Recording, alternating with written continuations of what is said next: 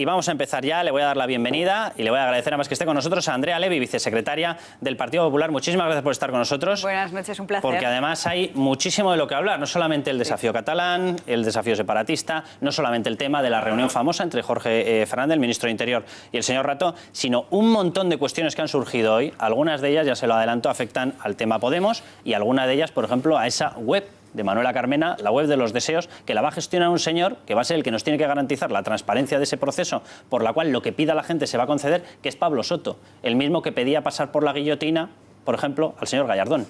Bueno, yo no sé si estas son las garantías que es capaz de ofrecernos los gobiernos populistas. Hablaremos de todo eso. Déjenme que les presente a Sis Timmermans, bienvenido. Muy buenas noches. Diego Sánchez de la Cruz, muy buenas. Israel García Juez, Don Carlos, muy buenas noches. Maripao Domínguez, muy buenas. Noches. Y Juan Luis Gadeacho. Hola, ¿qué tal? Déjame que le lance la primera pregunta, Andrea, sobre el tema precisamente. Hoy veíamos reacciones, vamos a escucharlas, a esa reacción entre el ministro de Interior y el señor Rato.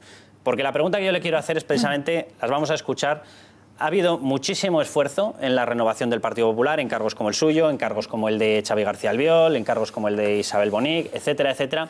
Pero luego, sin embargo, muchas de las imágenes que le llegan a la gente son estas, son las de la Púnica, son las de esta reunión. Pero déjenme que lancemos la pregunta, ¿con quién?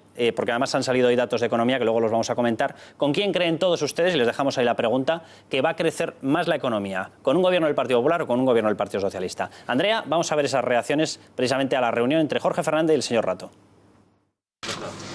Consideran que pudo no ser acertada. Yo, visto lo visto, creo que fue un error y estoy convencido que el ministro también así lo siente. Pero califican de teatral y exagerada la polémica surgida a raíz de la reunión que el ministro del Interior mantuvo con Rodrigo Rato. Es un tema que se está sobredimensionando y en todo caso las explicaciones pues las va a dar él. En la misma línea se ha pronunciado esta mañana Javier Arenas, quien considera que la oposición ha tratado de construir un escándalo donde no lo hay. Defienden la transparencia con la que se reunieron y que nada referente al futuro judicial de Rato está en manos del ministerio que preside Fernández Díaz. Eso sí, todos ellos consideran oportuna la comparecencia del ministro en el Congreso de los Diputados. Ayer mismo el presidente del Gobierno parecía respirar aliviado al no ser él quien tuviese que dar las explicaciones oportunas. El ministro del Interior dará la respuesta el viernes, como lo he dicho, pero no va a haber nada de particular. Explicaciones que llegarán el viernes sobre las 9:30 de la mañana, cuando podremos conocer más detalles del encuentro que mantuvieron el ministro del Interior y el exvicepresidente del Gobierno el pasado 29 de julio. Con estas imágenes, Andrea, teniendo en cuenta la renovación que se ha hecho de cargos, algunos de ellos, por ejemplo, la candidatura para Cataluña de Xavi García Albiol, ¿tiene alguna posibilidad el Partido Popular de cambiar de imagen, de comunicar otro tipo de cuestiones cuando estamos permanentemente con este tipo de noticias? Yo creo que en los últimos meses se han producido dos cosas, ¿no? En primer lugar, pues esta renovación de la que hablábamos, demostrando que en el Partido Popular pues hay banquillo y hay gente pues dispuesta a estar en primera línea. Y en segundo lugar, pues asumir la autocrítica que yo creo que debíamos asumir después de las elecciones municipales y autonómicas, en las que hemos perdido pues la confianza de una parte de nuestro electorado, y esa autocrítica nos debe llevar justamente a recuperar esa confianza, porque los electores pueden dejar de votarnos, pero nosotros tenemos el deber de representar a todo ese electorado dentro del centro derecha liberal al que debemos representar como opción electoral, ¿no? Entonces yo creo que eso es muy importante y hacer esa autocrítica lo es, ¿no? Cuestiones como la de hoy, también déjeme que le diga una cosa. Yo creo que el ministro, pues cuando ha salido la polémica, ha saltado toda esta noticia, él se ha mostrado predispuesto y ha sido el primero que ha querido, en un ejercicio de transparencia, acudir al Congreso para poderlo explicar, ¿no? Yo creo que es opinable si debiera o no debiera reunirse, pero en todo caso yo creo que debemos estar a la espera de lo que diga en esa comparecencia en el Congreso, ¿no? Bueno, déjeme que le muestre un mapa, lo exhibían de hecho los organizadores del 11S, porque yo no sé si en parte de esa autocrítica tendría que entrar el trato que se ha dado o la relación que se ha mantenido hasta este momento con la Generalitat. Lo digo porque, por ejemplo, en los últimos presupuestos se le incrementaba más a Cataluña que a otras comunidades autónomas el dinero recibido pese al desafío que está teniendo, ¿no? Este era el mapa que distribuía Òmnium y la Asamblea Nacional Catalana sobre el 11S. Ya llama la atención ya que tengamos que hablar de un mapa de distribución de colectivos. Bueno, pues ellos lo organizan y ellos distribuyen a la gente. Por lo visto esa es la libertad que van a tener en esa marcha de la Diada. Bueno, cuando aparece la separación, esta asignación de colectivos, lo puede ver toda la gente que esté en estos momentos en pantalla, aparecen los inmigrantes por un lado, feministas por otro, aparece el colectivo abajo con la bandera arcoíris, que es gays, lesbianas, transexuales, bisexuales, etcétera, separados. Aparecen los bomberos separados, no sé muy bien qué tipo de colectivo es este de los bomberos, no lo llego a saber. Aparecen los catalanes del mundo, también separados. ¿Esto exactamente en qué concepción puede caber el que se distribuyan colectivos, se ordene dónde tiene que estar cada uno en ese 11S y se distribuya de esta forma? Carlos, te diré una cosa, a mí esto me parece grave, pero aún me parece más grave que un candidato como Oriol Junqueras haga un análisis diciendo que es que los catalanes tenemos una genética diferente al resto de españoles y que nuestra genética y que nuestro código y nuestro ADN se parece más a los franceses y a los suizos. Eso aún me parece muchísimo más grave, que se quiera hacer estas distinciones entre catalanes y el resto de españoles, ¿no? Por lo tanto, yo creo que va en la misma línea de ordenación, de querer organizar los colectivos unos con otros. Yo creo que el nacionalismo al final se acaba convirtiendo en esta colectivización de las personas, en ordenación de su vida, en decirles dónde tienen que ir y ubicarse, y lo más grave, como te decía, es ese análisis que hizo, ese informe que hizo Oriol Junqueras diciendo que los catalanes teníamos códigos genéticos diferentes con el resto de españoles. Eso me parece una barbaridad, desde luego. André, teniendo en cuenta que ese es el planteamiento que mantienen en estos momentos quienes conforman la Generalitat, quienes están lanzando la lista única, quienes en estos momentos se benefician de un sistema de asistencia y de solidaridad que está salvando permanentemente la economía catalana, ¿hace autocrítica el Partido Popular o el Gobierno del trato que ha dado a la Generalitat? Lo digo porque en estos presupuestos, por ejemplo, 12% de incremento para Cataluña, para Madrid, por ejemplo, es el 3 y pico, la media de comunidad es el 9. El Gobierno de España es gobierno en Cataluña, y más cuando ha habido un Gobierno de la Generalitat que se ha despreocupado totalmente de las prioridades reales de los catalanes, y por lo tanto quien ha hecho de gobierno, quien ha llevado las políticas necesarias, porque al final cuando hablamos de esas medidas de asistencia financiera estamos hablando de las farmacias que tienen que cobrar, estamos hablando de entidades del tercer sector que tienen que pagar sus facturas, estamos hablando de comercios que tenían contraídas deudas con la administración catalana y que si no se les pagaba al Gobierno de España tenían que cerrar, tenían que despedir a trabajadores. A eso se ha dedicado el Gobierno de España, y a mí me parece que hace muy bien el Gobierno de España de estar haciendo de gobierno para los catalanes. Otra cosa es que haya un gobierno en Cataluña, lamentablemente, que se tenga que inventar enemigos comunes, y cuando son irreales, son imaginarios y son absolutamente falsos, pues se demuestra quién es de verdad quien está ayudando a los catalanes y quién está haciendo su cuento, su imaginario, su relato siempre del victimismo, de que nos oprimen. Ese relato, ¿no? Ese informe que veíamos de la Generalitat hace poco, de la historia de una opresión, a mí me parece absolutamente lamentable esa deslealtad institucional, teniendo en cuenta pues ese apoyo del Gobierno de España a los catalanes, y creo y deseo que los catalanes merecemos superar la asfixia nacionalista, la asfixia del debate identitario, y tener un gobierno que se dedique de verdad al progreso y al bienestar de los catalanes. Andrea, déjeme que veamos unas declaraciones, son de Pablo Iglesias. Él se muestra clarísimamente a favor del derecho a decidir. Lo digo porque una determinada parte, o un asesor del gobierno, el señor Arriola, calificó de frikis a la gente de Podemos. Ahora les vemos siendo un eje muy importante posiblemente de una formación de un frente de izquierdas que amenaza los parámetros habituales de gobierno, los parámetros económicos, los parámetros hasta de defensa de libertades y demás. Y vemos que además tiene una capacidad de unidad precisamente con el bloque separatista, del cual una parte del gobierno también aseguró que el globo se desinflaba. Y resulta que los que eran los frikis y el globo desinflado se empiezan a unir y conforman ya una de las mayores amenazas que hemos visto en estos momentos a nuestro sistema democrático. Vamos a escuchar a Pablo Iglesias. Yo digo que para que haya derecho a decidir hay que decidir sobre la economía, y que en un momento en el que estamos en un bucle frente al inmovilismo del Partido Popular o frente a los brindis al sol de la esquerroconvergencia, nosotros decimos: discutamos de todo y con todos, un proceso constituyente para abrir el candado del 78 y que podamos discutir de todo. ¿Qué puede ocurrir con la unión de estos dos colectivos que ya están anunciando? De hecho, Ada Colau va a hacer una especie de recepción oficial en la Diada, va a respaldar ese tipo de proceso. Ella ha dicho que no piensa poner palos en la rueda del separatismo. A mí me parece que sobre ese tema hay mucho postureo. Hay mucho postureo para parecer simpático, para quedar bien, para decir que sí, que estamos a favor. Pero yo creo que sobre ese tema no pueden seguir existiendo ambigüedades. O se está de un lado o se está del otro. Y tiene uno que ser claro. Y me parece que este discurso, ¿no?, que por cierto, el candado del 78 de Pablo Iglesias es el que le permite, entre otras cosas, pues hacer con toda la libertad democrática esos discursos que hace, ¿no? Ese es el famoso candado de la Constitución del 78. Yo le pediría muchísimo más respeto por las libertades y el marco de derechos que que tenemos en España antes de hablar de candados, que candados los hay, pero en otros países como en Venezuela, en lo que no tienen libertad la oposición política, que él sí que, por ejemplo, tiene aquí, ¿no? Entonces, yo creo que basta ya de postureo, se lo pido también al Partido Socialista, no puedo entender las declaraciones de hoy del alcalde de Lleida,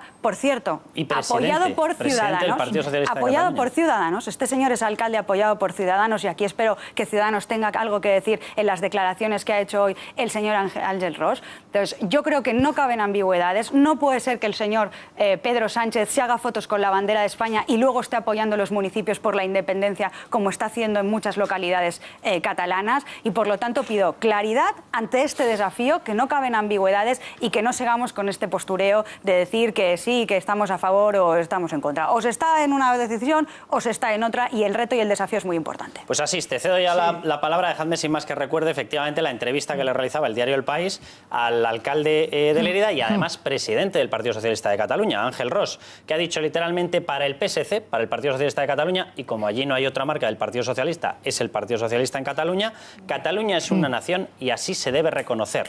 El presidente de los socialistas catalanes defiende además en esa entrevista un modelo de financiación propio. Según ellos merecen un tipo de financiación, todos los demás otra. Así es. Es que hay una cosa que ha dicho Andrea Levy que a mí me parece fundamental, pero me gustaría que no solo lo dijera el Partido Popular, sino el Gobierno con todos los medios, y no lo ha hecho.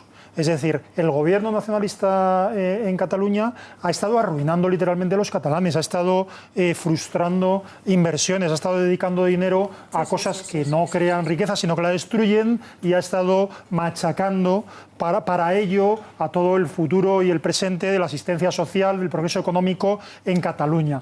Bien, y el gobierno de España, en fin, que ha hecho algunas cosas bien y otras menos bien, pero en cuanto a Cataluña, es decir, la asistencia financiera a la Generalidad y la asistencia financiera hace que verdaderamente un gobierno, el de la Generalidad, quebrado por su propia nefasta gestión, sobreviva gracias a la asistencia financiera del resto de los españoles. Eso me parecería bien si no sucediera algo que es trágico, que es que resulta que el mensaje que tiene la mayor parte de los catalanes es el contrario.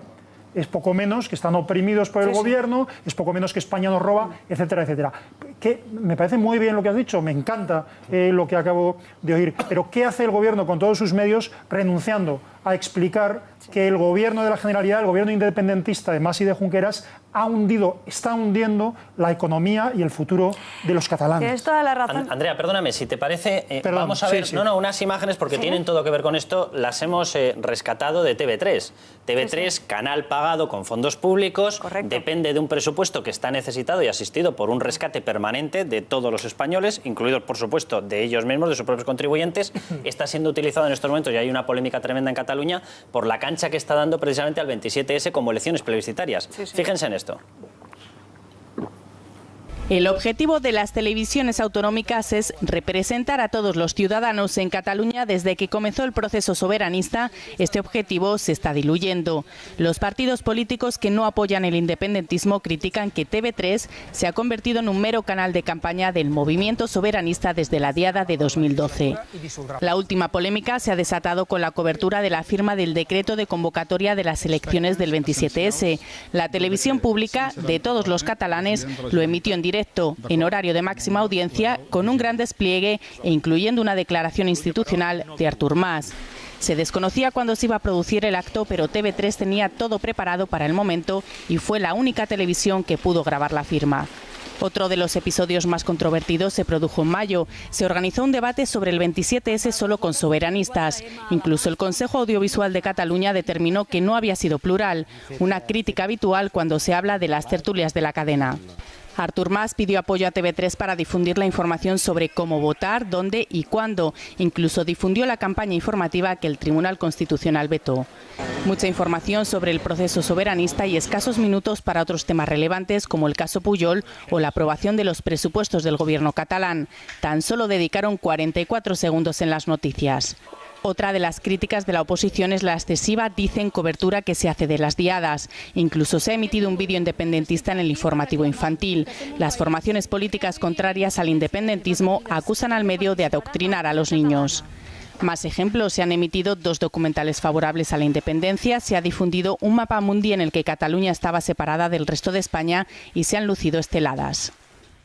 ¿Qué se está haciendo contra este tipo de prácticas, Andrea? Y te añadiría una cosa que a mí me pareció aún más grave. En un informativo de TV3, yo esto lo vi con mis propios ojos, lo cual no daba crédito, se hizo una pieza informativa de si el futuro Estado catalán tendría que tener o no ejército. O sea, ya daban como pieza informativa ese planteamiento de si la Cataluña independiente tendría que tener o no un ejército. O sea, se quiere dar versemblanza a una cosa que no va a pasar, que no va a ocurrir y que solo está en las mentes de esos políticos independentistas, ¿no? Mira, es un gobierno que ha trabajado permanentemente estos 5 años simplemente destinando esfuerzos, recursos públicos de todos los catalanes y tiempo a esta cuestión. No se ha dedicado a otras cosas. Hoy leía una noticia, se han cerrado, por ejemplo, 2.400 camas de hospitales, pero eso no les interesa, eso no les preocupa, las camas de hospitales. O sea, los catalanes, pues si no tienen camas de hospital para ir a la urgencia, eso no es prioritario. Lo prioritario es que se emitan esa clase de documentales en TV3. Y luego, la permanente mentira sobre todo. Así se me comentaba el tema este. ¿Tú te acuerdas de los bonos patrióticos? Bonos patrióticos, que la Generalitat pues te lo daba un tipo de interés altísimo, al 6%, cuando no se estaba dando ese tipo de interés, y luego le rescatamos, todos los españoles se les rescató, porque es que la Generalitat estaba en quiebra. Entonces, ¿qué opresión me están hablando? Cuando es que no existe. Primero que existen lazos sentimentales, familiares. O sea, no se puede hablar, ¿no?, de estas divisiones, de esos códigos genéticos diferenciados. Pero es que aparte es absolutamente mentira. Entonces yo sí que creo que hay que hacer una labor pedagógica y eso trasciende a los partidos políticos y yo creo que eso ya es responsabilidad de Estado, ¿no? Yo aquí sí que quiero convocar a todos los partidos políticos que creemos en la convivencia constitucional a que se haga esa labor de pedagogía y sobre todo, y muy importante, en Cataluña, de que lo que está en el imaginario nacionalista en nada se parece a la realidad y que al revés, son muchos los lazos de unión y es mucho el progreso conseguido por los catalanes gracias a permanecer en España y en la Unión Europea. Juan Luis. Yo le quería preguntar, Andrea, que me parece muy bien todo lo que usted está diciendo, me parece muy bien la labor pedagógica, me parece muy bien la labor informativa, pero vamos a ir al grano. ¿Qué van a hacer ustedes de cara a la diada? Es decir, ¿se va a llegar a algún pacto con Ciudadanos, con el PSC, para llegar a un frente común ese mismo día y ya plantarle cara de una vez por todas al independentismo o no? ¿O simplemente nos vamos a basar como siempre en la palabra? No, pero con el PSC va a ser complicado, ¿no? No, por eso quería ver, porque claro, estamos con la palabra. Fíjate que con el PSC lo hemos intentado en varias ocasiones, por ejemplo en el 12 de octubre, ¿no? Yo no entiendo por qué nos tenemos que ocultar de nuestra fiesta nacional. Pues parece ser que el Partido Socialista en Cataluña pues se avergüenza de que haya una fiesta nacional de todos los españoles. Nosotros, el Partido Popular, pues hemos estado presentes junto a Sociedad Civil Catalana en esos actos organizados en Barcelona, porque evidentemente pues para la Generalitat el 12 de octubre pues es un día intrascendente que no se debe de celebrar, porque ahí solo debemos celebrar el día único de todos los catalanes, que tiene que ser el 11 de septiembre, como si lo demás, las realidades distintas a la suya, no existiera, ¿no?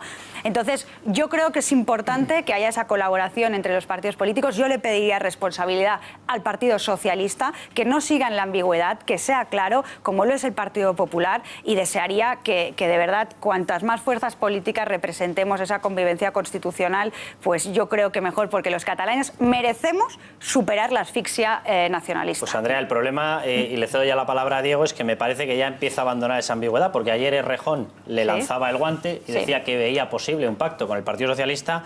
Hace escasos minutos Óscar López ha contestado diciendo el Partido Socialista no descarta un pacto para gobernar con España, dice, sin ser el partido más votado.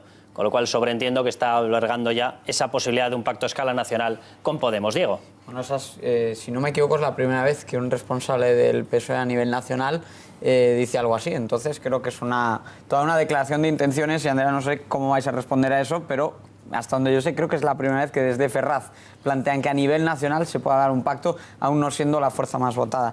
Yo hoy, como tengo la mala costumbre de basarme en cifras, me he echado un vistazo al presupuesto de la Generalitat catalana y resulta que me he encontrado con que entre el 30 y el 40% del gasto es un gasto total y absolutamente prescindible. Es gasto que se dedica a una administración paralela, 10.000 millones de euros que se van todos los años a pagar consorcios, fundaciones, entes, empresas públicas, y al final, si te vas solo a lo que es estrictamente las empresas públicas, porque evidentemente los consorcios sí pueden prestar servicios y demás, pero cuando te vas estrictamente a lo que son esas empresas públicas de la Generalitat, estamos hablando de un gasto total de 7.000 millones de euros.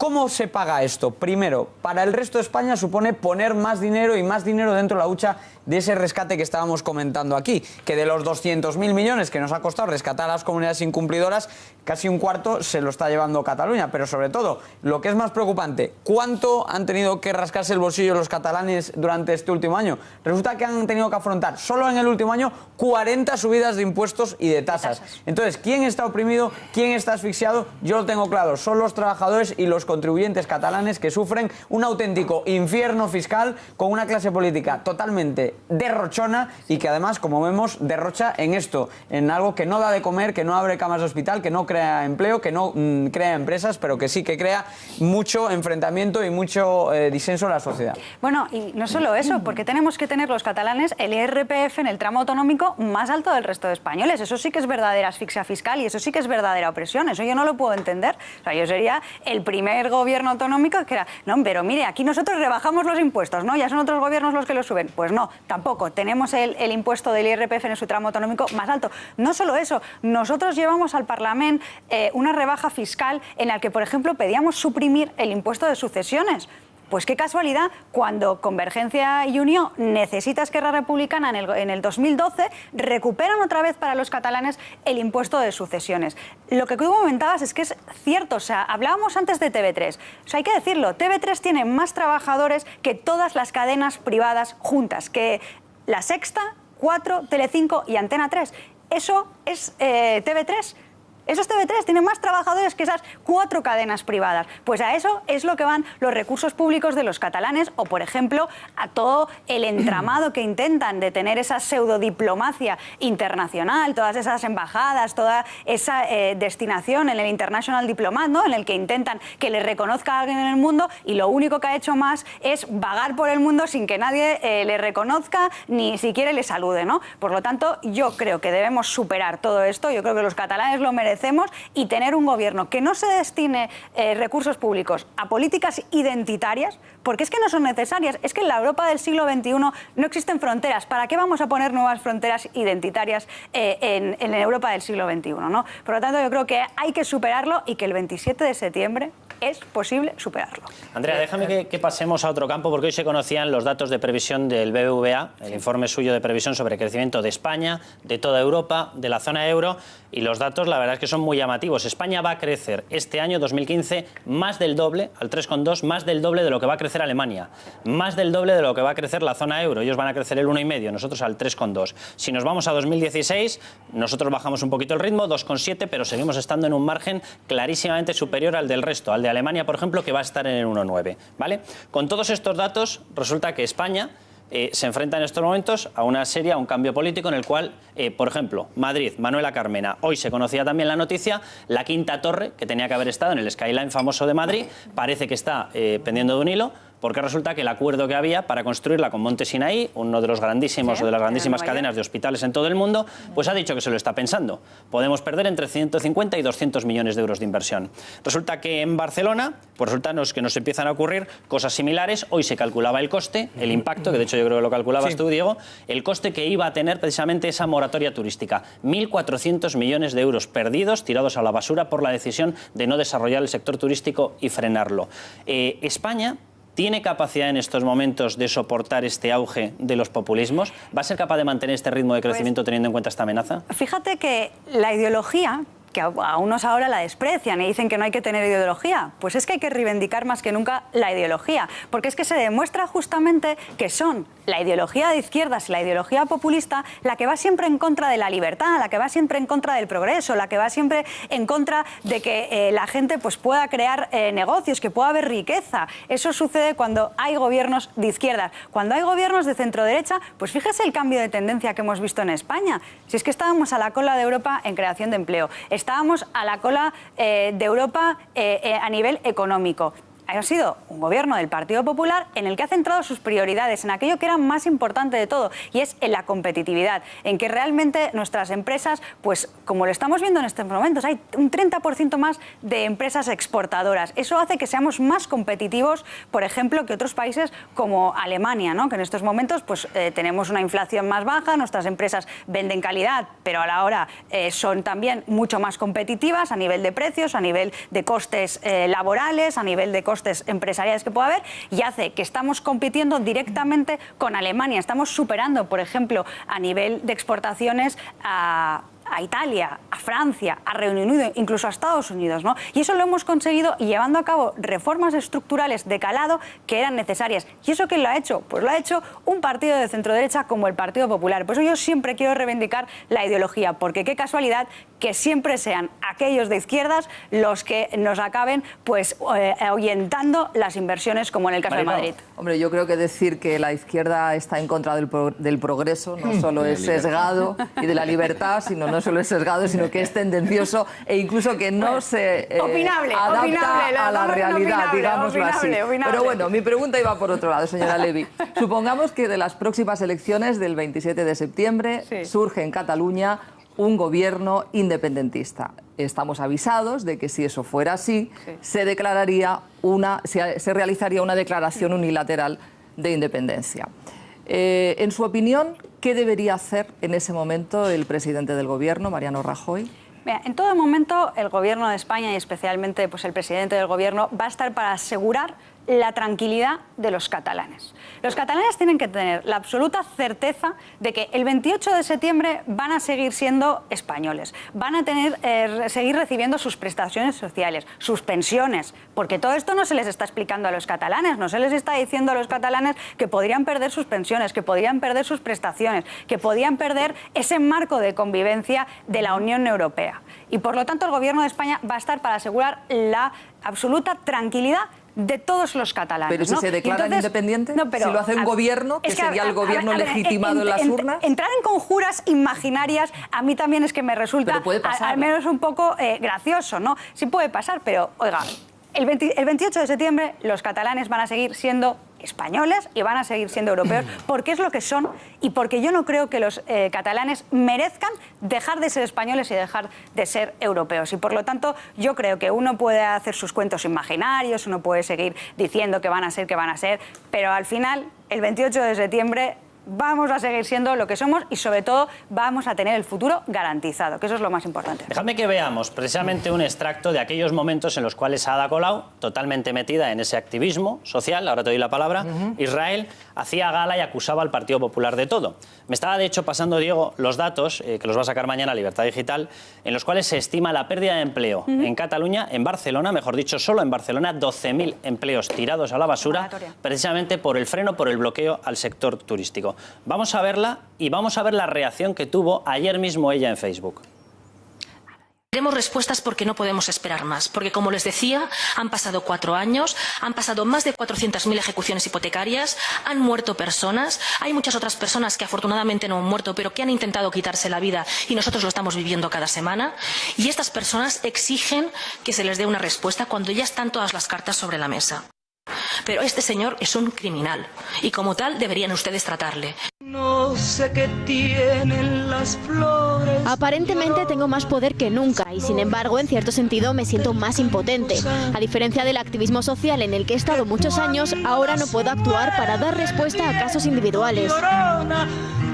Quiero aprovechar el altavoz de las redes sociales para deciros que nos vamos a dejar la piel para hacerlo lo más rápido posible, pero que ahora no puedo intervenir en casos individuales. Pues de lo que decía a lo que dice. Lo siento mucho, no puedo ayudarles, tengo un protocolo, tengo un procedimiento administrativo, no puedo hacer lo que quiera con el presupuesto. Como los demás, como lo teníamos los demás que estábamos ejerciendo responsabilidades. En cualquier caso, vamos a ver... pero le tiraba piedras antes a los demás. Sí, éramos criminales y todas esas cosas que se atrevía a decir. Es una vergüenza, porque ahora lo que está diciendo es, señores, es que tengo que cumplir la ley. Antes podía reprocharles a ustedes que la cumplieran. Es una vergüenza. Es que es la alcaldesa de Barcelona para lo bueno y para lo malo. Pero esta señora es una vergüenza. Perdone, pero es una vergüenza lo que está diciendo. Yo, perdonad, pero es que quería retomar, porque claro, yo tengo una duda existencial, doña Andrea. Vamos a ver, yo siendo periodista, gustándome las mujeres y siendo medio sordo de un oído, si fuera la manifestación del 11S, ¿dónde me tendría que ubicar? Es decir, las etiquetas de todos los catalanes, en fin, tienen que tal. Luego me interesa también, claro, que el colectivo LGTB, que es siempre tan sensible en sus cosas, que les marquen que desde este tramo a este todos son homosexuales, gays, lesbianas, tal.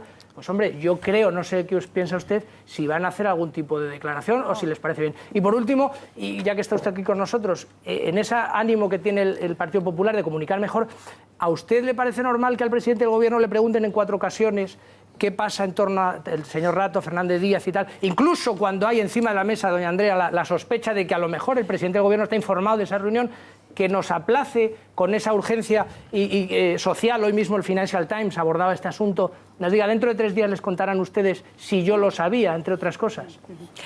Respecto a la primera pregunta, pues yo creo que lo que tendría que hacer es venir con aquellos que defendemos la convivencia constitucional, que no estamos con estos líos, que no nos ponemos en colectivos, porque a mí los colectivos pues no me gustan, yo creo en el individuo, en la persona, y a mí que me colectivicen no me gusta en absoluto. Pero bueno, a lo que iba la segunda pregunta. Bueno, yo creo que es opinable lo que estábamos hablando de la reunión, pero yo creo que también merece el ministro poder dar sus explicaciones en el Congreso. Es verdad que tenemos que hacer un esfuerzo de comunicación, pero también es verdad que el presidente del Gobierno estaba haciendo una comparecencia para hablar de otras cosas, y también es verdad que algunas preguntas, repreguntas y sobrepreguntas, cuando ya las había contestado, pues bueno, ya se le había contestado, y el ministro va a dar las explicaciones que es a quien le pertoca. Bueno, dejadme que veamos, porque si teníamos que escuchar o leer estas declaraciones de Ada Colau, después de la que ella fue montando, ella estaba personalmente en los scratches, ella llamaba, y lo han podido ver, criminales a los que no adoptaban sus políticas. Bueno, ahora vemos los datos en los cuales directamente su política puede provocar ya solamente en el sector turístico en Barcelona una pérdida de 12.000 empleos, pero no es el único punto que en estos momentos está Podemos tumbando de lo que él decía. Vamos a ver una fotografía, se la tomaban hoy. El responsable era un señor llamado Íñigo Errejón. Me da que algo pinta en el partido de Podemos, y que después de haber estado criticando por arriba, por abajo y por todas partes la famosa historia de ustedes dan explicaciones a Mariano Rajoy con plasma, cosa que podíamos compartir muchísimo, las explicaciones no se dan por plasma, pero resulta que nos hemos encontrado con que él daba una explicación en la que no permitía las preguntas, y no solamente no permitía las preguntas, sino que al terminar escuchaba algunas de ellas, se las anotaba y se marchaba con las preguntas, y no contestaba absolutamente a nadie. Es decir, acaban de patentar la rueda de prensa sin prensa o la rueda de prensa sin preguntas. Ahí estamos viendo precisamente esa rueda de prensa, iban los periodistas todos convencidos de que iban a poder hacer preguntas, él toma nota de las preguntas y dice, ¡hala! Aquí os quedáis. Acuérdate, Carlos, quién hacía eso, de ruedas de prensa sin preguntas y tal, Herri Batasuna y toda esta gente, y que encima filtraba el acceso a algunos medios. Pero es que Errejón, que en su día argumentó junto a su jefe que todos los medios privados de comunicación debían dejar de existir como medios privados, lo que me sorprende es que no haya salido ahí y haya dicho, os expropiaría a todos. No, ya lo ha dicho. Lo que están haciendo es exactamente lo mismo que hacen los partidos de la casta, igual que cuando el presidente del Gobierno sale a través de un plasma, igual que cuando los periodistas le preguntan ayer o antes de ayer por el tema de Rato, dice, bueno, ya está, se ha acabado y da media vuelta y se larga. Bueno, actúan exactamente igual que los partidos de la casta, eso es lo que están demostrando. Pero déjame que le pregunte precisamente por esta noticia que está saliendo del diario El País a Andrea, porque si el comportamiento de este partido fuese una cosa aislada, si ese 12, 13, 14% que le están empezando a dar las encuestas fuese a quedarse en una especie de situación estanca y no fuese a pactar con uno de los grandes partidos, posiblemente la consecuencia de este partido no nos despertase ni media noticia. El pequeño problema es que esa noticia surgía ayer, Errejón ve posible un pacto con el Partido Socialista, si Sánchez opta por el cambio, Andrea, yo tengo la sensación de que Sánchez ya ha optado por ese cambio, porque les ha dado el respaldo en Badalona, les ha dado el respaldo en Barcelona sin ni tan siquiera necesitarlo, han conseguido acuerdos estables en la Comunidad Valenciana, en Extremadura, en Castilla-La Mancha, prácticamente en todas partes. Bueno, es la historia de un amor anunciado, ¿no? Porque cuando surgieron al principio pues se odiaban, y unos decían que el PSOE, Podemos decía al PSOE que era la casta, Pedro Sánchez le decía a Podemos que jamás pactaría con los populistas y tal, y ahora parece pues que están reconciliados y que quieren ir juntos a todas partes. A mí yo lamento, ¿no?, que el Partido Socialista, a quien durante todos estos años pues se le ha atribuido un papel muy importante en la estabilidad institucional de nuestra democracia en España, pues hoy en día pueda caer en esos populismos y en esos radicalismos. Ya me gustaría a mí que el Partido Socialista español pues fuera como el Partido Socialista, por ejemplo, alemán, ¿no? Que prefiere hacer grandes coaliciones con los dos partidos mayoritarios en lugar de caer pues en partidos radicales o partidos populistas, como puede ser el caso de Podemos. Me preocupa muchísimo estas alianzas, me preocupa muchísimo que puedan crearse alianzas de perdedores. O sea, yo creo que debe respetarse la lista más votada. Esto es lo que quieren los españoles y de verdad me preocuparía muchísimo que pudiéramos volver atrás en el tiempo de todos los sacrificios llevados estos años con ese pacto entre PSOE y Podemos. Y por lo tanto yo creo que a medida que se vayan acercando las fechas de las elecciones tendremos cada vez más claro que el voto útil para seguir en la recuperación, el voto útil para seguir en el empleo es desde luego el voto al Partido Popular. Andrea, dejadme que recuerde esas declaraciones de Óscar López, os las leo literales. No descartamos ningún acuerdo postelectoral y dice Óscar López, directamente uno de los máximos responsables del Partido Socialista, ni siquiera un pacto de gobierno que no incluya al partido más votado. Es decir, traducido, que si el Partido Popular cumple lo que está saliendo en estos momentos en las encuestas y queda como primera fuerza, ellos se sentirían totalmente libres de pactar con Podemos una alianza de izquierdas que desbancase la posibilidad de gobernabilidad al partido más votado. Doña Andrea, hablando de amor, ¿cómo estaba usted? ¿Cómo va lo suyo con Ciudadanos? Porque ayer mismo en esta casa Begoña Villacís decía, bueno, pues que a lo mejor sí, pero que claro, que no hay que olvidar que Rajoy es parte del problema y que sí podría dar una opción de decir, oiga, a lo mejor les apoyamos a ustedes si nos necesitan, pero Mariano igual tendría que dar 2 o 3 pasos atrás. ¿Eso cómo lo valoran dentro del partido? El presidente del gobierno, que es el que ha gestionado las dificultades económicas que ha atravesado nuestro país, es el que tiene que dar un paso atrás para que vengan unos señores que son nuevos que no han gestionado nada. A mí me parece un tanto curioso, un tanto soberbio, además. No, pero es decir, Levy, a mí me parece muy bien la regeneración y que vengan, pero esto no se trata de poner caras y de quítate tú para ponerme yo. Esto se trata de gestionar y de gestionar un país como es España. Y a mí me parece muy soberbia la actitud de Ciudadanos de pedirle a un presidente del gobierno que ha estado hoy en los momentos de dificultad, que es el que se tiene que aparcar. Por eso digo, de acá a las elecciones generales, para continuar con la recuperación económica, desde luego solo hay una opción, que es el Partido Popular. Sí, pero cuando Ciudadanos dice eso que estaba comentando mi compañero, no se refería tanto a la gestión, sino al tema de corrupción, porque Albert Rivera lo ha explicado que yo sepa, con todo lujo de detalles, lo ha explicado bien. El señor Rajoy no está imputado en ningún tipo de corrupción.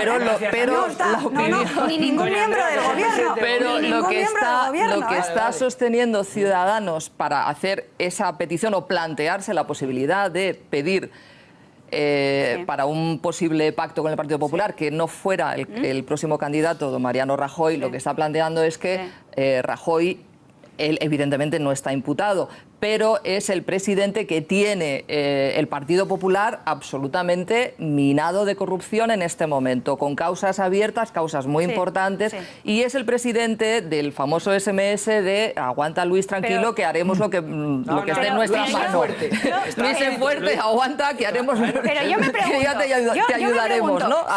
Refiriéndose a Bárcenas. Siguiendo esa coherencia. Se refieren a eso, señora Los señores de Ciudadanos se lo han pedido a Susana Díaz en Andalucía, que tiene el mayor caso de corrupción clientelar, con 1.200 millones de euros, con 266 imputados. ¿Se lo han pedido a la señora Susana Díaz? Es que, claro, los señores de Ciudadanos tienen varas de medir dependiendo de lo que les interesa y dependiendo de qué grados de poder quieren acceder. Yo no soy de Ciudadanos, pero posiblemente dirán... muy grave, Yo no soy de Ciudadanos, evidentemente, pero posiblemente dirán, bueno, ya lo han dicho, que desde luego, por ejemplo, los señores Chávez y Griñán están fuera, ¿no? Luego vamos a hablar, de hecho, con Luis Salvador, le vamos a llamar porque a principios de esta semana, me parece que le llamamos, o a finales de la semana pasada, porque había ya 4 imputados con altos cargos en el gobierno de Andalucía que está soportando en estos momentos Ciudadanos. Bueno, decía hace unos días, porque es que hoy ya hay 5. Ya ha salido otro. El quinto, además, pues ya para más señas, resulta que es el primo segundo de la consejera de Agricultura que lo ha metido. Y lo ha metido pese a estar imputado. Es decir, ya tienen 5, uno de ellos además el primo. ¿Pero es como el de Baleares, el de 20 años y con ese currículum tan brillante? ¿O este tiene más currículum al menos? Vamos a ver. Es imposible. Es difícil. Tener menos currículum es imposible. El caso del de Baleares, que también vamos a hablar, el caso del de Baleares implica directamente, porque son los partidos que lo están soportando ese gobierno, a Podemos y a MES. Y allí directamente la consejera de Salud tiene como director general de salud a su marido, ha colocado a un chico de 20 años que ha tenido que dimitir ante el escándalo porque había dejado los estudios a los 13 además, y también tienen... A los 13 años, o sea, que no los sabía ni completar. Y además también han colocado al hijo del vicepresidente del Parlamento, también socialista. Y allí quien lo está soportando es Podemos. Pero es que siempre pedís políticas de apoyo a la familia. Estos partidos sí que están apoyando a la familia y luego yo rompo una lanza. La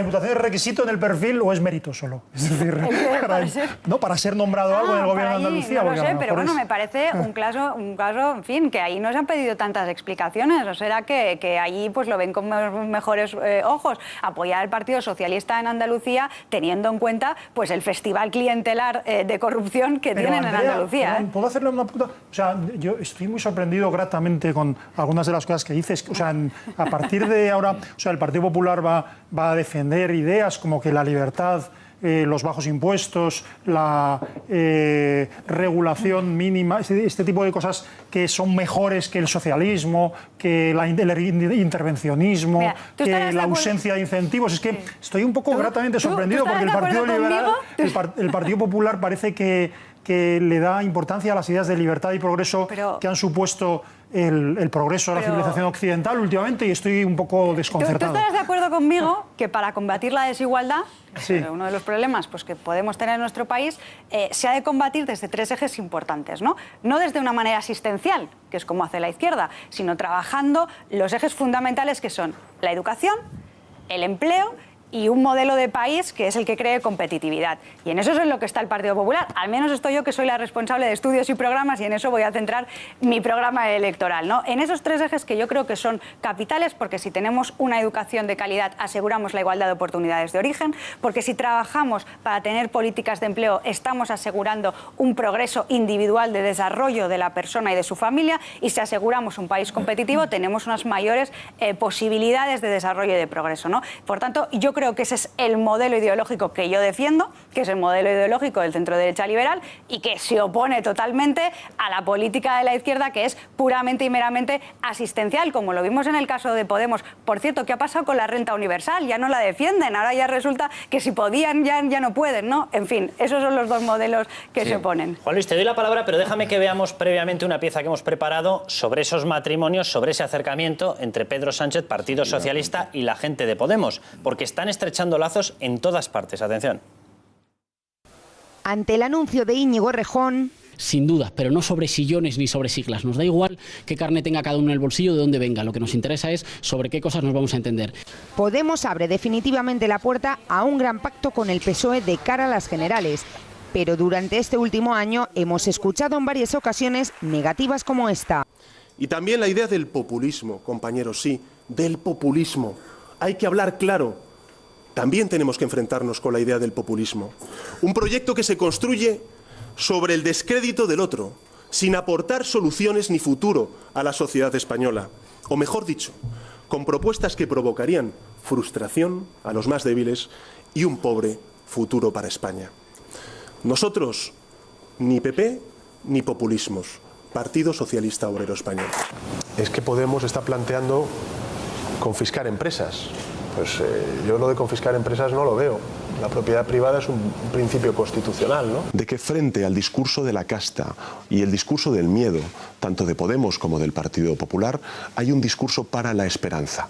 Y un Pablo Iglesias contrario al partido de Pedro Sánchez y criticándolo como parte de la casta. Aunque remanguéis las camisas a ese profesor de universidad privada que se llama Pedro Sánchez, aunque se desabroche los botones, aunque diga que hace asambleas, no se atreven con los ricos, no se atreven. Por eso yo sé que los socialistas de verdad van a votar morado. Bienvenidos a casa, bienvenidos a vuestro partido, bienvenidos al partido de las clases populares.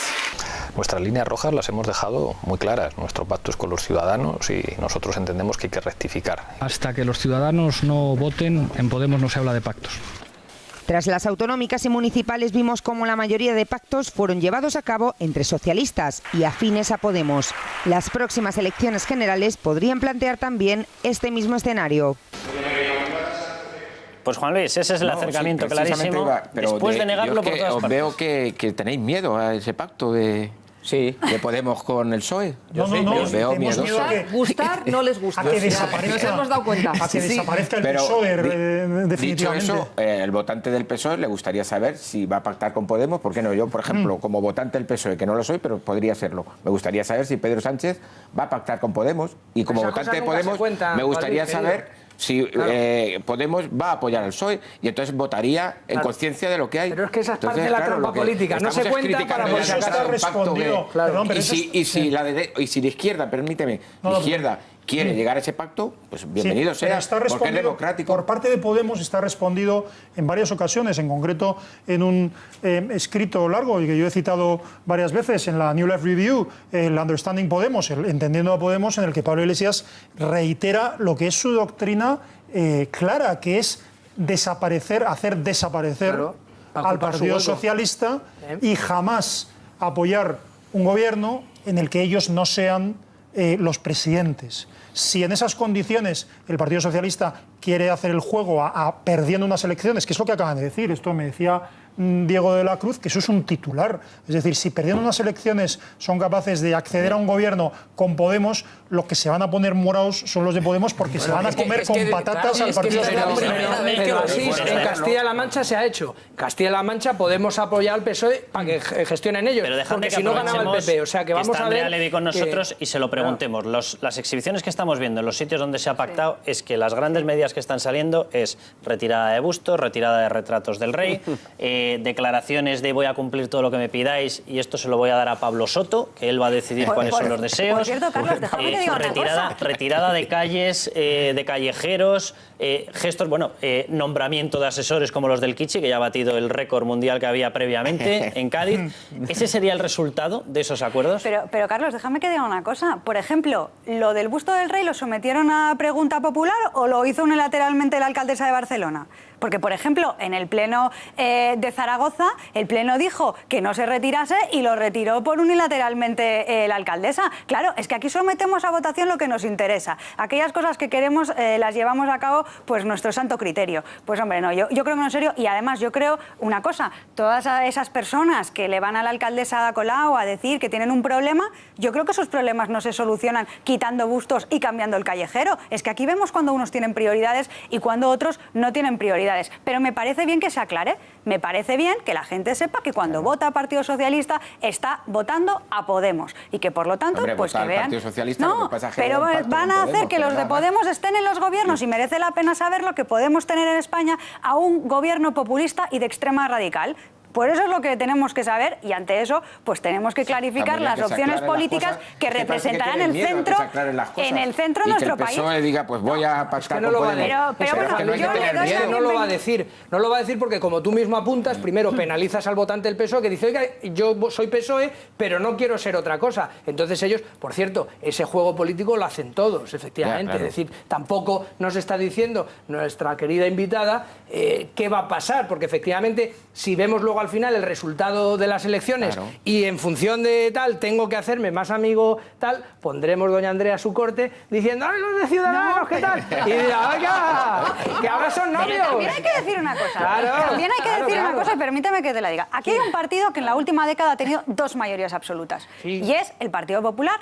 Bueno, y el socialista, no, en la última década no. Bueno, en la última década no, digo. Bueno, por eso ahora no le gustan las mayorías absolutas, porque como es el capaz de las mayorías absolutas que gustan a todo el mundo, lo que pasa es que no siempre los ciudadanos te la dan. Pero hombre, a mí lo que me parece... Y creo yo, doña Andrea, si don Mariano tiene que echar para atrás para que siga el proyecto popular, que parece que nos va a sacar de las crisis y de todos los problemas en los que estamos metidos, creo yo, modestamente, que a lo mejor don Mariano, que ya tiene 60 años, tal, igual dice, oye, pues yo, en pos de esto, que es en lo que creo, es más, le digo, en Madrid se hablan de una serie ya de nombres de señores que podrían, sí, ríase, pero es así, que podrían, sí, me parece muy bien, sí, estamos para entretener a la gente, pero que le digo, o señora, como apunta magníficamente así, que dice, oye, que hay, como usted decía al principio de esta entrevista, hay cantera en el Partido Popular, es decir, después de Mariano hay muchas cosas. Pero aquí hay vida después de Mariano. Mariano. Para gobernar un país lo que tiene que tener el dirigente político es capacidad capacidad de gestión y experiencia, que eso es lo que ha demostrado el gobierno de Mariano Rajoy y en concreto Mariano Rajoy, que no se ha doblegado ante las dificultades, que no renunció a llevar adelante a este país, que no renunció, perdona, cuando había la posibilidad de que hubiese un rescate económico y que nos intervinieran y que intervinieran la soberanía de todos los españoles, allí estuvo Mariano Rajoy y no lo permitió. Y hemos dado la vuelta a la situación económica como la vuelta se da un calcetín. O sea, a mí me parece que decir, no, oiga, mire, es que este señor se tiene que retirar porque queremos venir nosotros y ponernos nosotros, que somos los nuevos y estupendos y muy guapos, hombre, pues tampoco me parece la actitud seria, adecuada y responsable que hay que tener Andrea, para en política. que acabemos con estas, y como vas a estar a cargo del programa electoral, ¿vais a plantear esta vez dentro de vuestro programa electoral y sobre todo vais a cumplirlo en caso de llegar otra vez al gobierno, un cambio de la ley electoral? Porque claro, yo me acuerdo, como soy gallego, me acuerdo de oírme al Partido Popular quejarse de la ley electoral, tener que estar siempre sacando la mitad más uno. En Castilla-La Mancha se dio una ley electoral y al final salió la cosa al revés, pero tenían efectivamente prácticamente la mayoría absoluta.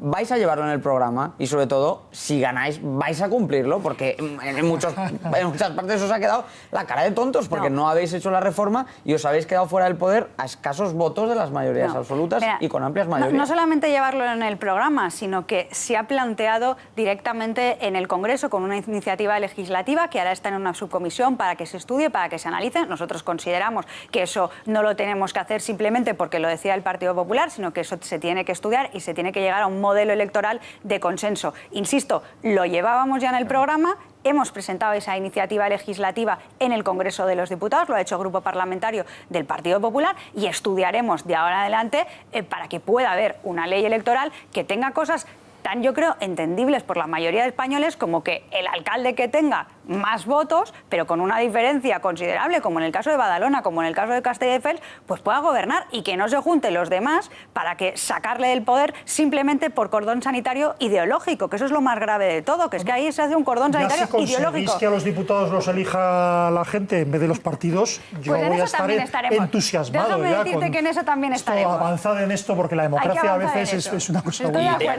Déjame que veamos unas declaraciones de ese partido que le preocupa tampoco el hecho de que pueda llegar al poder, a Juan Luis Galiacho, que es el partido de Podemos. Este que van a ver es Pablo Iglesias, intervenía en una televisión venezolana, o cómo no, y decía lo siguiente, y les digo una noticia que salió hoy en Venezuela, atención. Pues qué envidia me dan, porque la verdad es que en estos momentos, tal y como está la situación en Europa, es muy interesante vivir en un país como este, en el que se están produciendo tantos cambios y tantas transformaciones que pueden convertirse en un ejemplo democrático para los ciudadanos del sur de Europa. Esto decía de Venezuela. Bueno, Venezuela en estos momentos suma más de 40 personas muertas a balazos de los manifestantes que reclaman sus derechos. Tiene prácticamente a la totalidad de los líderes opositores metidos en prisión. De hecho, hoy era noticia que a uno de ellos le iban a permitir, por la situación de salud que tiene, estar en arresto domiciliario. La noticia era que a uno de ellos, de los opositores, le iban a permitir estar cumpliendo la prisión en su casa. Y salía hoy otra noticia, Juan Luis, y te doy la palabra. La justicia venezolana, que como todo el mundo sabe debe ser un ente absolutamente independiente, ha prohibido informar sobre la inflación en Venezuela. La inflación la está calculando la Universidad Johns Hopkins, por ejemplo, en el 500%. Es decir, cobras el dinero y automáticamente ya más te vale salir corriendo a comprar algo porque te quedas sin poder adquisitivo, sin poder comprar nada. Bueno, pues ¿cuál es la decisión que ha tomado la justicia? Es decir, la Maduro Justicia, pues ha tomado la decisión de prohibir informar sobre la inflación. Por lo visto, problema solventado. Esto es lo que ha estado defendiendo y en lo que ha estado asesorando la gente que ahora está en la cúpula de Podemos. La misma gente con la que Pedro Sánchez está planteando un pacto estable de gobernabilidad para todo el país, Juan Luis. Hombre, pero el pacto estable lo tenemos en Castilla-La Mancha. Estaremos o no de acuerdo, pero hay un pacto estable entre García Paje y los de Podemos y no creo que haya pasado absolutamente nada. Vamos, es que no sé por qué esa preocupación. Bueno, hay un pacto entre el PSOE y el... Me lo dices de aquí 4 años a ver cómo va el progreso en los castellano-manchegos. Eso lo veremos a posteriori. Andrea, ¿cuál podría ser el resultado de esa alianza si se lleva realmente a la práctica en el gobierno de la nación? Es decir, lo que estamos viendo como crecimiento al doble de crecimiento de Alemania, lo que estamos viendo de recuperación otra vez de los niveles de empleo previos a la situación en la que dejó Zapatero, ¿todo eso se frenaría? Bueno, pues aquí tenemos un objetivo de país marcado, así lo ha hecho el presidente del Gobierno, que es llegar a los 20 millones de empleo en la próxima legislatura. Es algo que se puede conseguir. Estamos a unos niveles de creación de empleo de aproximadamente 500.000 de empleos al año. Por lo tanto, es un objetivo que yo creo que es realista y debemos conseguirlo, y en eso están los esfuerzos de este gobierno. Y yo, la verdad, pues temo que, por ejemplo, alguien que tiene como modelo a Venezuela y que está diciendo que en Venezuela se vive tan bien y que, por ejemplo, en Venezuela no hay cartillas de racionamiento y que se puede encontrar de todo en los supermercados y que en Venezuela pues hay libertad de prensa, yo de verdad no puedo compartir con ellos un modelo político. Insisto en lo que decía antes, candado a la Constitución del 78, candado a la oposición venezolana, candado a la prensa en Venezuela, no al sistema de libertades y derechos que tenemos en España, gracias a la Constitución. Bueno, pues muchísimas gracias, Andrea, por haber estado con nosotros. Déjenme que les diga, noticia de ultimísima hora, han aparecido los cuerpos sin vida de las 2 chicas desaparecidas en Cuenca. Han sido halladas en el nacimiento del río Huécar, boca abajo, en una zona de pozas. La policía intuye que las 2 jóvenes llevan muertas desde el primer día de la desaparición.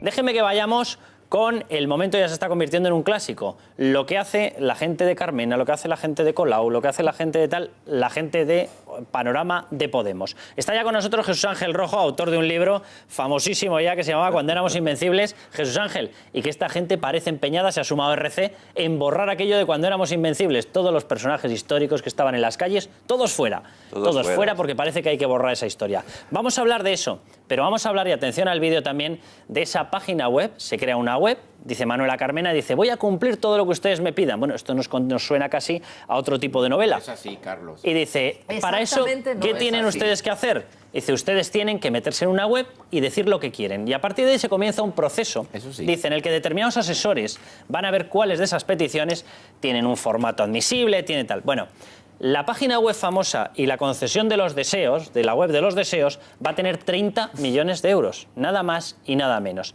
¿Saben quién lo va a gestionar? Pablo Soto, la misma persona que pedía la guillotina para el señor Gallardón. La misma persona que decía, a mí esto de protestar quemándome a lo bonzo no es lo mío, yo soy más de Kalashnikov, decía él literalmente. Esta persona va a ser la que tutele el proceso de la web de los deseos. Atención al vídeo.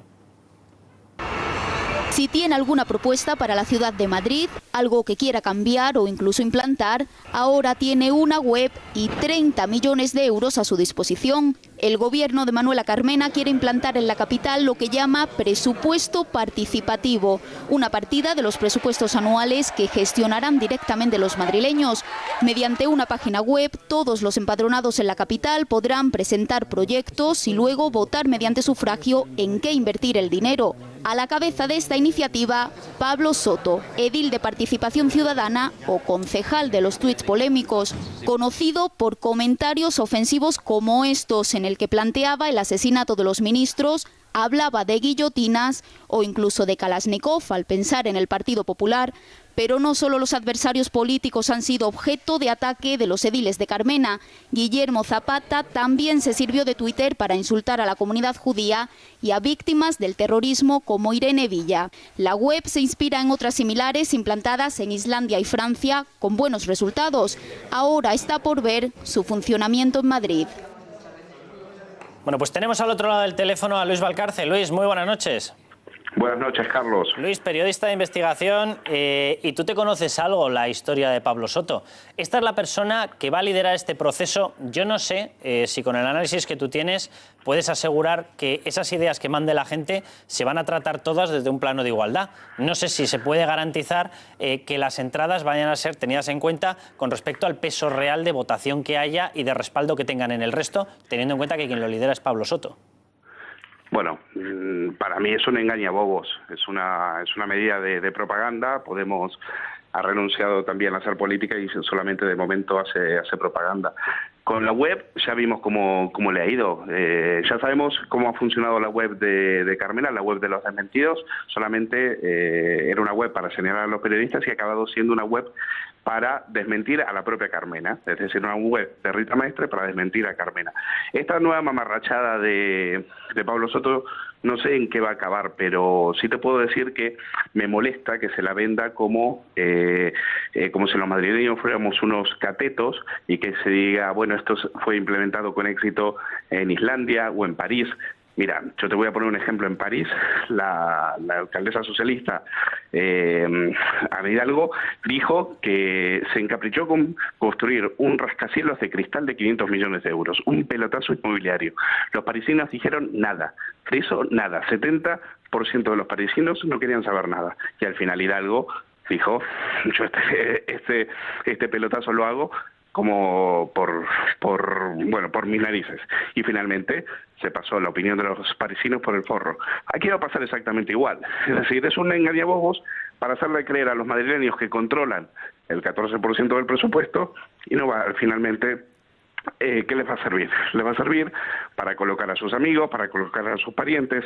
El mismo Pablo Soto tiene a su mujer trabajando, ella dice que no cobra, pero la tiene, dejó su trabajo para ser asesora de él, y al final con esto, para mí, más bomba de humo. Déjame que cite el proceso que ellos mismos han narrado en el cual se va a regular esta aprobación de las ideas que entren en la web de los deseos.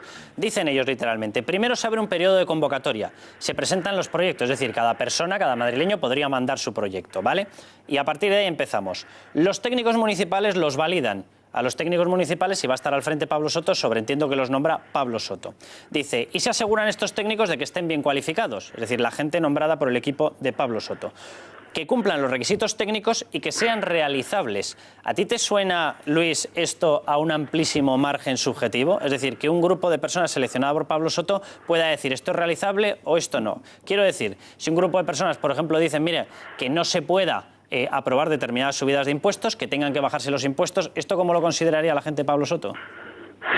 Sí, al final, esto me hace recordar a las primarias de Podemos, donde al final siempre ganan los elegidos a dedo por Errejón o por Pablo Iglesias. Aquí va a ser igual. Aquí lo que van a ganar son las propuestas que quieran ellos. Es decir, la próxima propuesta, me imagino, la primera será cederle espacios a los ocupas en Madrid, por ejemplo, o querer acabar con el hambre infantil. Recordemos que este gobierno municipal entró diciendo que había 25.000 niños desnutridos y hoy en su propia página web, en esa página web de Rita Maestra y los desmentidos, dice que no, que el tema está absolutamente controlado y que no hay ningún niño muriéndose de hambre en Madrid.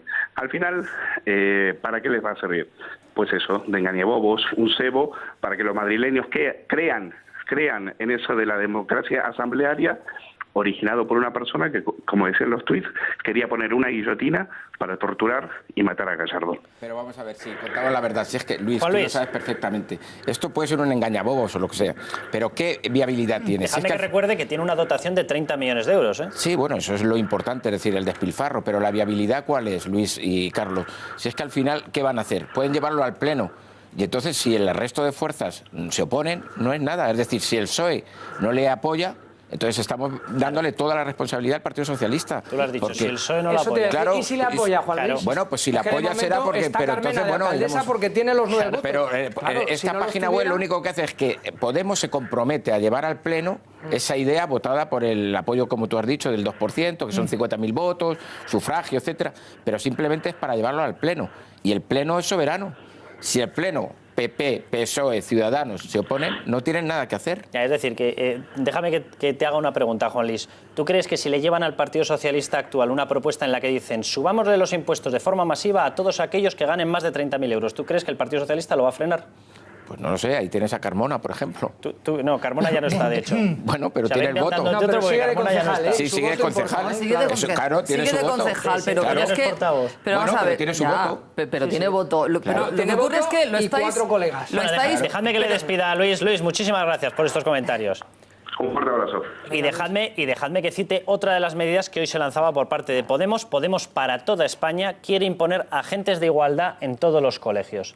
Es decir, gente que esté vigilando en los patios, en la actuación en las clases, para imponer, dicen ellos, una igualdad absoluta en el comportamiento entre niño y niña. Una igualdad absoluta. No sé muy bien esto que significa en los patios. Todos tienen que jugar al fútbol, todos tienen que jugar a las muñecas. No sé muy bien exactamente qué significa esto, la igualdad absoluta. No sé dónde se va a sacar a tanta dictatorial, muy bolivariana. No, lo que iba a decir de lo de la web esta de las ideas, lo estáis planteando como más o menos que la gente va a escribir ahí lo que quiere y que Podemos lo va a hacer, sea esto lo que sea. Y no es así, no pueden. Primero, se tiene que plantear al Pleno, pero a ver, la gente, oye, habrá gente muy coherente y muy cabal, y habrá otra que evidentemente, igual que pasa en las redes sociales, pues serán 4 taraos, pues las cosas de los 4 taraos se tiran y las que se vea que pueden tener una entidad o que puede ser interesante se someterán al Pleno. A mí, como idea, no me parece mal que se le pregunte a la ciudadanía qué piensa o qué desearía para mejorar el entorno en el que vive. No me parece mal, pero claro, lo planteáis de una manera que es como, ya está otra vez, otra astracanada de la señora Carmena. Hombre, el manejo pues a mí me parece muy bien. Yo vivo en una ciudad que es Madrid y llevo muchos años viviendo en ella. Bueno, pues a lo mejor se me ocurren ideas para que esta ciudad mejore. Y seguro que a vosotros también se os ocurren muchas ideas para mejorar vuestro barrio, vuestro distrito, etcétera. ¿Qué problema hay? Lo dejas allí y luego lo sometes a Pleno. Algunas saldrán adelante y otras no, evidentemente. Me he debido explicar mal. Vamos a ver, la noticia, lo que estamos diciendo es que quien va a liderar ese proceso es Pablo Soto. Claro. En un proceso en el que él nombra a la misma persona que pedía la guillotina para ministro del Partido Popular y que decía que él lo que le pedía al cuerpo era sacar un Kalashnikov, es la persona que va a nombrar a los técnicos que van a seleccionar la viabilidad de los proyectos. Es decir, no estamos hablando de la noticia de la semana pasada que era que se creaba la web.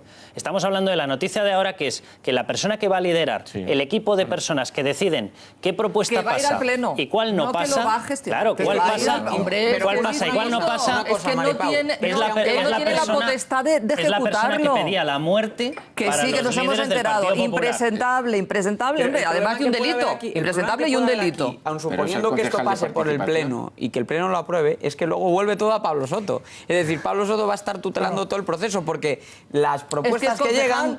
Claro, pero es que, mira, yo me atrevo aquí a lanzar una predicción. Si esto sale adelante, cuando revisemos las cuentas, vamos a encontrarnos con que entre los beneficiarios va a haber muchos de esos colectivos sociales, lo pongo entre comillas, a los cuales Podemos está muriéndose de ganas de regarles de subvenciones y a través de proyectos de dinamización social, vecinal, etcétera, les van a regar de dinero público. Espera, así es.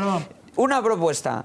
Dedique esos 30 millones de euros a bajarnos 80 euros a lo largo de la legislatura, que es lo que supondría por cada hogar, el IBI. Haga eso. Permítanos votar a todos si queremos 80 euros de IBI, menos... Yo también estoy de acuerdo. Y luego también hablamos de eso. Esconde una realidad. O sea, si usted quiere de verdad que el presupuesto sea lo más descentralizado posible y que los ciudadanos lo manejen en la mayor medida posible, ¿sabe cuál es la manera? Que cada ciudadano maneje en la medida de lo posible su propio presupuesto. Es decir, bajar la abusiva, terrible, salvaje presión fiscal que existe en la ciudad de Madrid. Y descentralizar el gasto en la ciudad también, dicho esto, si es que, o sea, no podemos seguir, o sea, a mí me parece de verdad una obra de mal gusto, no podemos seguir negando los planteamientos ideológicos y las propuestas que los propios protagonistas han hecho. Estamos hablando de personas que han hablado, es decir, las personas que crean la web del ayuntamiento son personas que han propuesto eliminar la prensa privada. Las personas que crean este presupuesto participativo son, por ejemplo, las personas, y eso tú creo que lo conoces o lo deberías conocer bien, que organizaron la manipulación de la Asamblea de Podemos. Y además tú sabes una cosa, esto sería largo de explicar, cuanto mayores sean las cifras de los participantes, más fácil es manipular los resultados. Un proyecto de este tipo significa 30 millones para hacer lo que a ti te dé la gana y para justificar tus propuestas populistas en función de supuestos procesos asamblearios que tú controlas. Si quieres, yo he escrito en la segunda edición de mi libro, escribí cómo se manipuló, y es muy fácil manipularlo concretamente, la Asamblea de Podemos, y además cómo lo hizo un personaje siniestro que se llama Luis Alegre y que tiene como objetivo fundamental, dicho por él mismo, acabar con el sistema capitalista cuanto antes en España. Pero quiero decir que eso, lo que está planeando Pablo Motos, no es más que un sistema de 30 millones para amiguetes y para dominar... Tiene que volver a aprobar el Pleno. Claro. Sí, pero dejadme volvemos a decir, el PSOE va a participar en esos 30 millones. Pero dejadme que os lance una pregunta. ¿No os resulta llamativo que mientras Manuela Carmena está acumulando todo el poder porque no se fía de la gente de Podemos, en Luis Cueto, en su sobrino, y le nombra de todo, casualmente casualmente le entregue una partida de 30 millones de euros y una web a Pablo Soto, que es el sector de Rita Maestre, es decir, el de Podemos, ¿no os suena esto a que lo mejor está haciendo una especie de pacto de os dejo este juguete, haced lo que queráis, es que yo voy a gestionar las cuestiones que yo considero importantes? Claro, con el resultado de que son 30 millones en manos de Pablo Soto, Rita Maestre, Nacho Murgui, Guillermo Zapata. Ya sé que nos gusta, pero son los que van a gestionar volvemos a los orígenes, el Ayuntamiento de Madrid. Se lo deja para compensar unas cosas. Claro, es que ahora Madrid es un conglomerado donde Podemos tiene mucha fuerza y la señora Carmena nos cuente lo que nos cuenten. Oiga, ha sido elegida alcaldesa porque es de Podemos, aunque ella diga misa en griego. No es de Podemos. Vale, ella dice que no, pero yo creo, en mi modesta opinión, Juan Luis, que a la señora Carmena, salvo los periodistas, no la conocía prácticamente nadie, y desde luego no la masa electoral. Luego vosotros decís, oiga, efectivamente, luego tiene que pasar un pleno tal. El problema que tenemos es que viendo la evolución en el manejo de redes sociales y tal, pues hombre, no son quizá la gente más, en fin, donde confiar en esa potencial manipulación, que efectivamente ahí estaría, así es la noticia, es decir, si se pudiera demostrar, oiga, como se ha acusado, por cierto, algunos compañeros del programas de televisión, de decir, oiga, es que no ha ganado fulanito, menganito, es que gana quien quiere la cadena porque da...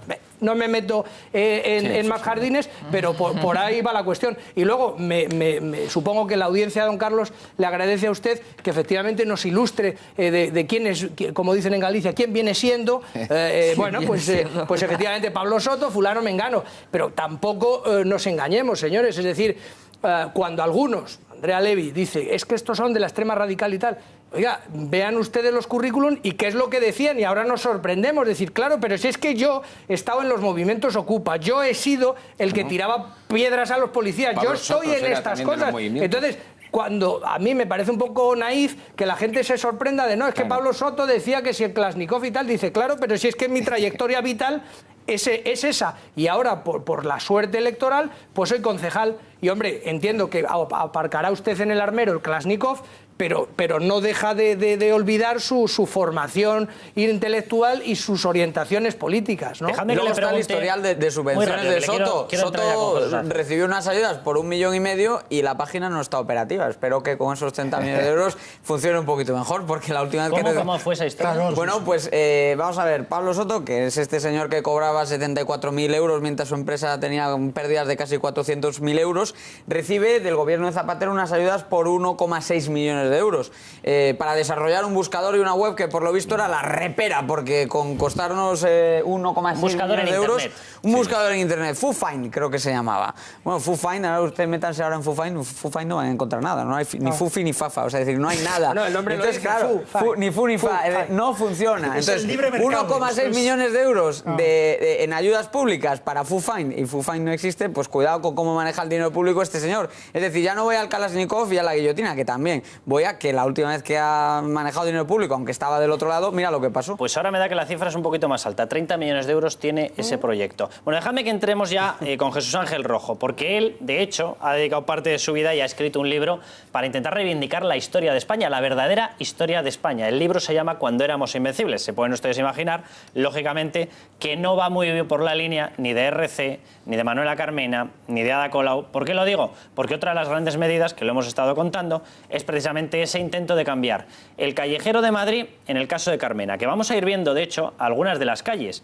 Porque ella dice, bueno, es para quitar los nombres franquistas. Bueno, lo primero que hace es plantear que nombres que podrían sustituir a esas calles, dice ella, franquistas, podrían ser, por ejemplo, el de la Pasionaria. Dice, hombre, pues va a ser que muy neutro no parece el tema. Bueno, pero es que aparte de eso, por ejemplo, algunos de los nombres que se llegan a meter es el de Santiago Bernabéu. Dice, bueno, no sé yo si histórica y científicamente está muy avalado que Santiago Bernabéu fuese uno de los grandes prohombres del franquismo. Pero eso lo hace Carmena en Madrid. Pero resulta que, por ejemplo, Izquierda Unida pide en el Ayuntamiento de Mérida que se ponga la bandera republicana ondeando para recordar el 11 de agosto que ese día llegaron las tropas franquistas. RC pide, y además cuenta con el respaldo de Ada Colau en Cataluña, y lo pide también en Barcelona, pide eliminar los nombres de los Borbones en las vías y espacios de Barcelona. Y yo se lo pregunto directamente a Jesús Ángel. ¿Estamos en un intento de revisión pura histórica? ¿Alguien quiere borrar la historia de España? En primer lugar, buenas noches a todos. Por supuesto, en España se lleva ya mucho tiempo intentando borrar la historia de España y tenemos ejemplos claros como el que acabas de contar, ¿no?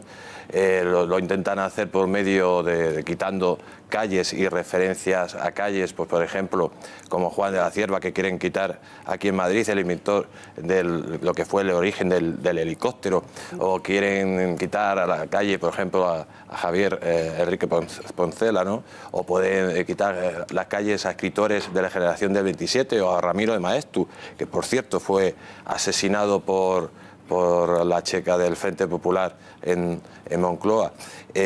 También quiere quitar calles, por ejemplo, a los mártires de Paracuellos, cuando en Paracuellos, lógicamente, todo el mundo tiene que saber que fue un genocidio donde las checas del Frente Popular y precisamente Santiago Carrillo, que estaba al frente de la gobernación, era como el ministro del Interior, pues asesinaron a 5.000 personas, entre las que había mujeres y niños, ¿no?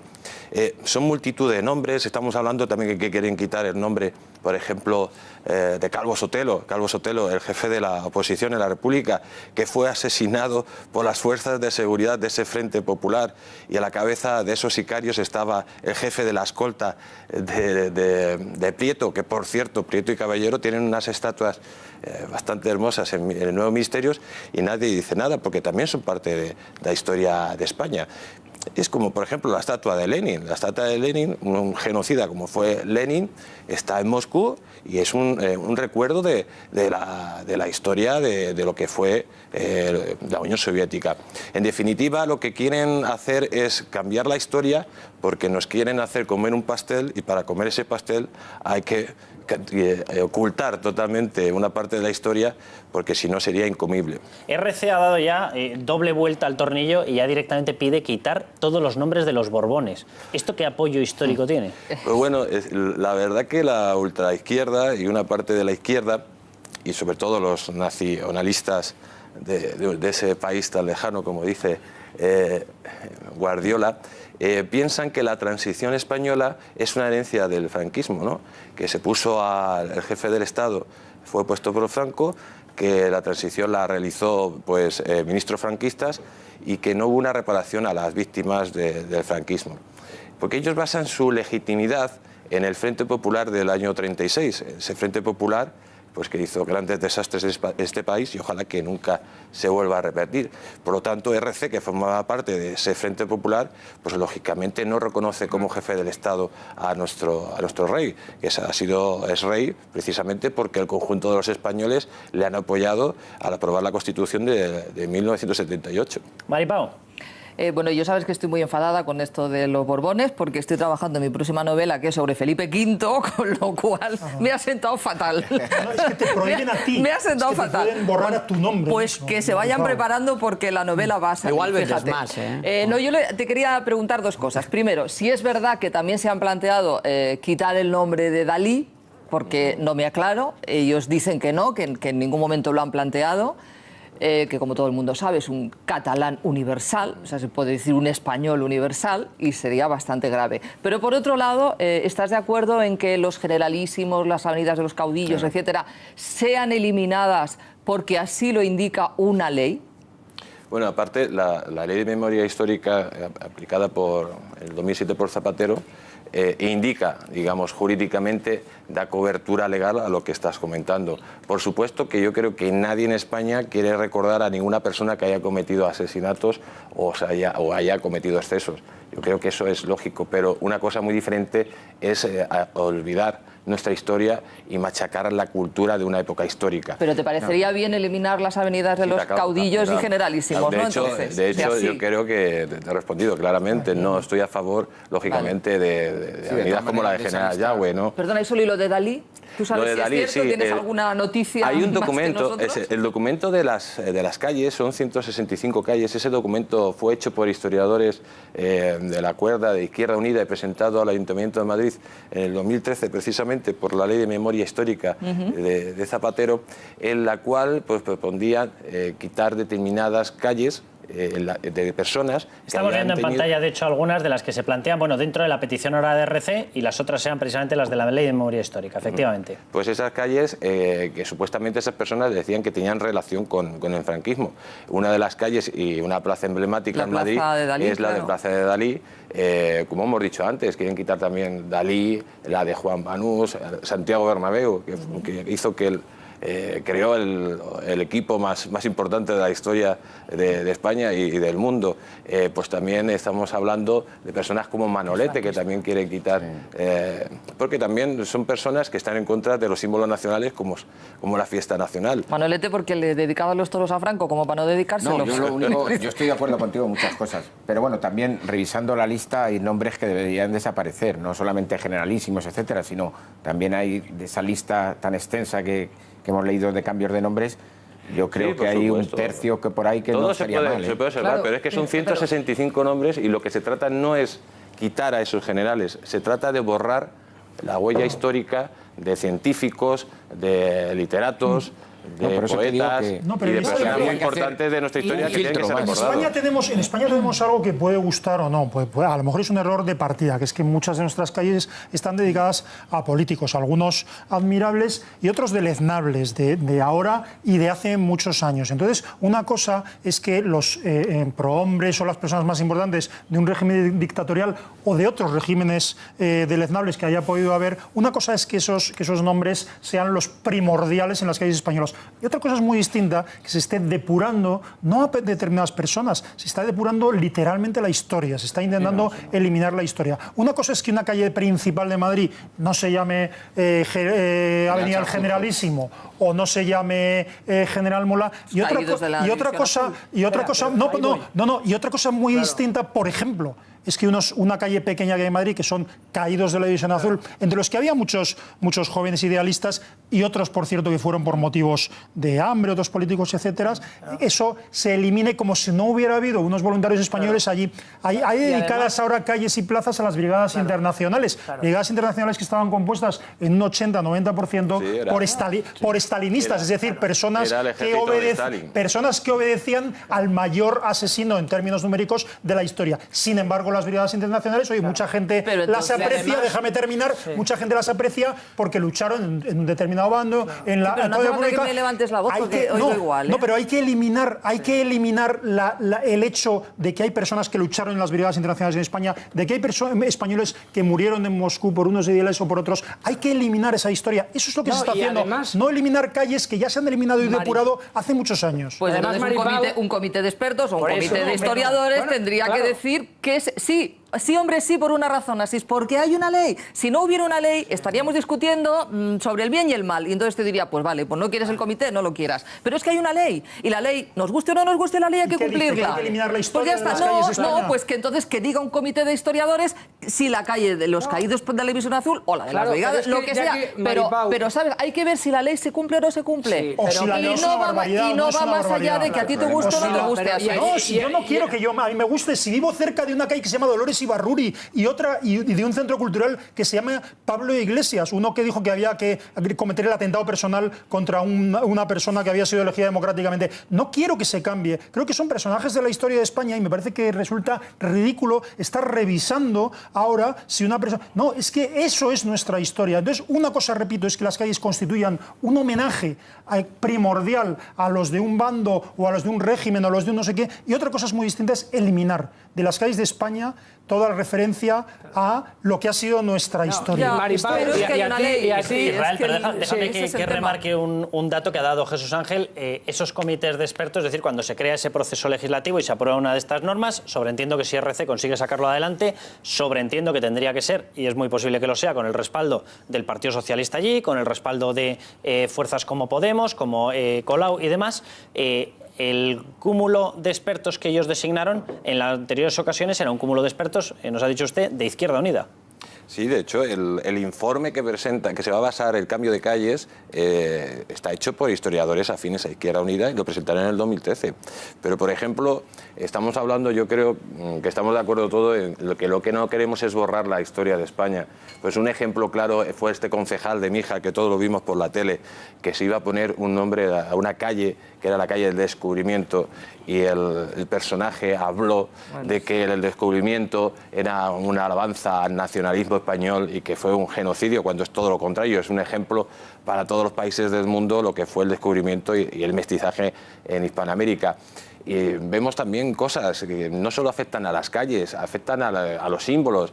Los símbolos, por ejemplo, como la bandera, en muchas zonas de España prácticamente están fuera de los ayuntamientos, o cuando suena el himno nacional.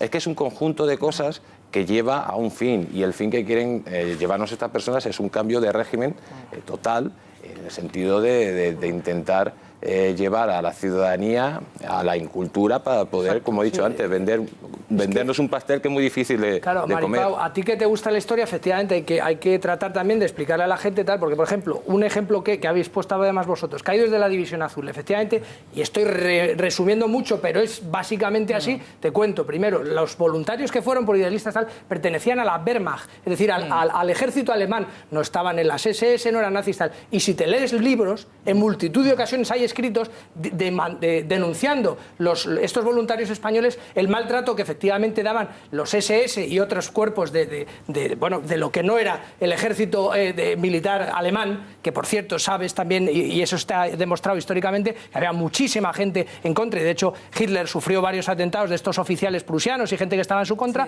diciendo, oiga, los españoles ni eran nazis, ni ellas iban a luchar allí contra el comunismo, contra tal, eran cosas distintas, es decir, los caídos de los que fueron en la División Azul no eran nazis. Tal. Y luego, Jesús Ángel, no sé si estamos hablando de Esquerra Republicana, hablamos también del tema del 27S, no sé si también nos podías dar una pinceladita histórica del tema de la primera suspensión que se produjo con la Segunda República, 36, 34, 36, es decir, que ya se ha suspendido históricamente en nuestro país. En el año 34 hubo un golpe de Estado. Con un gobierno absolutamente... Contra el gobierno de la República de derechas, que estaba gobernando en ese momento, donde se levantó la Esquerra Republicana, el Partido Socialista, el Partido Comunista y parte de los anarquistas. Fue un fracaso, triunfó principalmente en Asturias, donde pues hubo la famosa batalla de Asturias entre los revolucionarios y el ejército de la República. Se suspendió la autonomía de la Generalidad y lógicamente pues no pasó absolutamente nada, luego posteriormente se la volvieron a dar y por ejemplo, y hablando también de calles, y ya que has preguntado esto, por ejemplo en Barcelona hay un campo de fútbol que está dedicado al que fue un golpista como Companys y además que asesinó durante su mandato prácticamente a 10.000 personas, tiene un campo de fútbol y nadie dice nada, se hace un homenaje a una persona como ese personaje. Además, que bueno, lo tienen casi como un héroe nacional y nadie dice nada. Companys, aparte de golpista, pues fue una persona que es deleznable y no tendría que tener nombre de ningún campo de fútbol. Dejadme que recuerde que uno de los partidos que está lanzando y que está impulsando esto es precisamente el partido de Podemos. Un partido que se ha definido abiertamente como leninista amable. Yo no sé si es posible esa palabra de vamos a practicar el leninismo amable. Que pregunten o que miren un poco la historia de Rusia, porque están los campos abonados de las muertes producidas por el leninista amable que era Lenin. Y dejadme que recuerde que una de las personas, uno de los líderes que está de hecho instigando este tipo de cuestiones, Íñigo Errejón, al que veíamos hace unos minutos con esa rueda de prensa surrealista en la cual no dejaba preguntar y cuando preguntaban lo anotaba y se lo llevaba para casa, no sabemos muy bien para qué, pues resultaba que tenía una paella, una famosa paella, en la cual quedaba en medio de Madrid, en uno de los restaurantes más caros, más famosos de paellas, el restaurante Sam, y quedaba ¿con quién? Con el embajador venezolano. Justo en medio del famoso incidente en el que Venezuela se infló a insultar a nuestro representante máximo. Justo en medio de eso quedaban para esa famosa paella. Sí, bueno, Carlos, ahí sí que te puedo dar datos. Ahí lo que es la reunión que, como tú dices, se celebró en el SAM, que es carísimo. 27 de julio. Que es un restaurante caro, muy bueno, pero es caro. Te cobran hasta la lioli, aparte, ¿eh? Pero bueno, eso pero lo que te quiero decir que ahí lo que se trataba era simplemente, por parte del embajador de Venezuela, pedirle a Podemos, dentro de lo que podía, un acercamiento de cara al gobierno a que se bajara el listón. Bueno, o sea, lo que se trataba, a Podemos? Porque son sus aliados, eso está claro. Vale. No creo que nadie vaya ahora a caerse de un guindo de que no sepamos. Eso estará descubierto, lo hemos descubierto a lo largo de esta noche. Estará descubierto en 13 Televisión, porque ellos siguen diciendo que ellos no tienen ningún lazo en estos momentos. Y lo que tú nos estás diciendo, Juan Luis, con la cercanía que tú tienes, es que acudieron a ellos del gobierno venezolano para pedirles una intermediación. Déjame que recuerde sin más, Juan Luis, que hubo una persona, Lilian Tintori, la mujer de Leopoldo López, que pidió esa intermediación, pero al revés. Pidió a Pablo Iglesias que mediara para que a su marido, líder opositor, lo sacaran de prisión. ¿Sabes cuál ha sido la contestación de Pablo Iglesias? Ninguna. Entonces, cuando pide el gobierno venezolano a esta gente que interceda ante el gobierno español, ellos tienen las paellas en el restaurante Sam. Cuando la relación es al revés, para liberar a un líder opositor, Pablo Iglesias se cruza de brazos. ¿Eso te parece normal, Juan Luis? No, no es lógico, pero no es lógico. ¿Cómo va a ser lógico? Eso no es lógico. Juan Luis, o sea, que tú piensas como yo, que ahora que no nos oye nadie, que los 420.000 euros a Monedero eran una ayuda a los medios de comunicación afines de Venezuela a los podemitas, ¿verdad? Lo que todavía a día de hoy espero es que por parte de la Universidad Complutense nos indique qué pasa con ese expediente de Monedero, que a día de hoy todavía no eso es nada. Eso es incompatibilidad, no está usted estudiando esto. Es que ahora que no nos oye tú, en realidad, casi me acabas de reconocer, ¿verdad?, que esos 420.000 euros eran una ayuda del régimen venezolano a sus embajadores en España que les defendían y que eran aliados objetivos, como unos y otros habían dicho una y otra vez. ¿Lo piensas, verdad? No, ¿O no lo puedes decir? Es que yo no lo sé, ¿cómo lo voy a pensar? Yo simplemente te puedo decir una cosa así. Ese dinero era un dinero, efectivamente, que lo maquillaron como fuera y fue a parar a la caja, a la empresa de Monedero, Caja Resistencia. Sí, digo yo esto. Y posteriormente pasó a otro lado. Eso está Muy claro. bien. Esto me permites apuntarlo porque es una cita la que acabas de hacer. O sea, que voy a utilizar. Esa es la realidad. Así puedo decir lo que pienso sin decir que lo he dicho yo. Muchas gracias. Dejadme que veamos otro punto en el cual están poniendo especial empeño, en el tema taurino, ¿vale? Quitando la excepción en Navarra. En Navarra los grupos cercanos a Batasuna siempre han tenido muchísima cercanía a la Plaza de Toros, a la fiesta taurina, etcétera, etcétera. Bueno, quitando ahí, en ese territorio, en el resto han cargado contra los toros. Pero atención a lo que ocurría ayer. Ayer había una acogida, ayer o antes de ayer, muy importante, quedaba en una situación muy grave uno de los toreros. Atención a cómo cargaban contra el torero, a cómo cargan contra la fiesta nacional. Atención. Los gobiernos municipales de Podemos siguen manifestando su desacuerdo con la celebración de festejos taurinos. Una de las comunidades más afectadas es la de Madrid. Y el primer ejemplo llega desde la capital, donde Manuela Carmena ha prometido eliminar las ayudas públicas a los espectáculos taurinos. A la capital se suman otros municipios como Cienpozuelos, San Lorenzo del Escorial, Alcalá de Henares, Valdemoro, Móstoles, Pinto o Navalcarnero. Pero no solo los gobiernos de Podemos están contra la fiesta. Los activistas antitaurinos también han decidido entrar en acción. El pasado lunes, durante la corrida de Morante de la Puebla en Marbella, 2 activistas se arrojaron al ruedo para evitar que el diestro sevillano matase al segundo toro. Estos mismos activistas son los que han lanzado tuits lamentando que Francisco Rivera no hubiera fallecido tras su gravísima corrida del pasado día 10 en Huesca. Ante semejante cerco al mundo del toro, los taurinos han decidido rebelarse y la Asociación Internacional de Tauromaquia ha amenazado en un comunicado en su página web con querellas civiles y penales para aquellos alcaldes que quieran prohibir la fiesta, porque la legislación actual en España ampara a la tauromaquia. Pero no todo son malas noticias para los taurinos. En San Sebastián vuelven los toros tras el veto de 2 años de EH Bildu y está previsto que a la lidia de mañana jueves asista el rey Juan Carlos. Diego.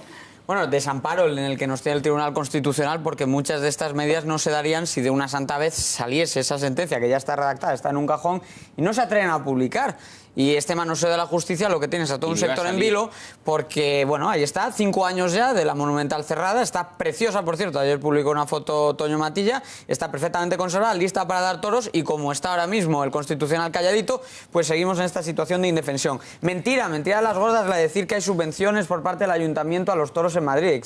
Ocurre todo lo contrario. En la Comunidad de Madrid, la empresa gestora, que ahora se llama Tauro Delta y luego podrá venir otra, paga todos los años 2,3 millones de euros de canon. Manuela Carmena prometió acabar con el negocio Es que no existe una subvención del Ayuntamiento de Madrid a la Feria de San Isidro. Una gran idea, Carlos. Ni la Plaza de Toros. No viene casi gente. Es Claro. la primera plaza de toros del mundo y no viene casi gente a ver los toros. Incluso en agosto, que sacan allí algunos perros y japoneses que aplauden por todo. En fin, perdona.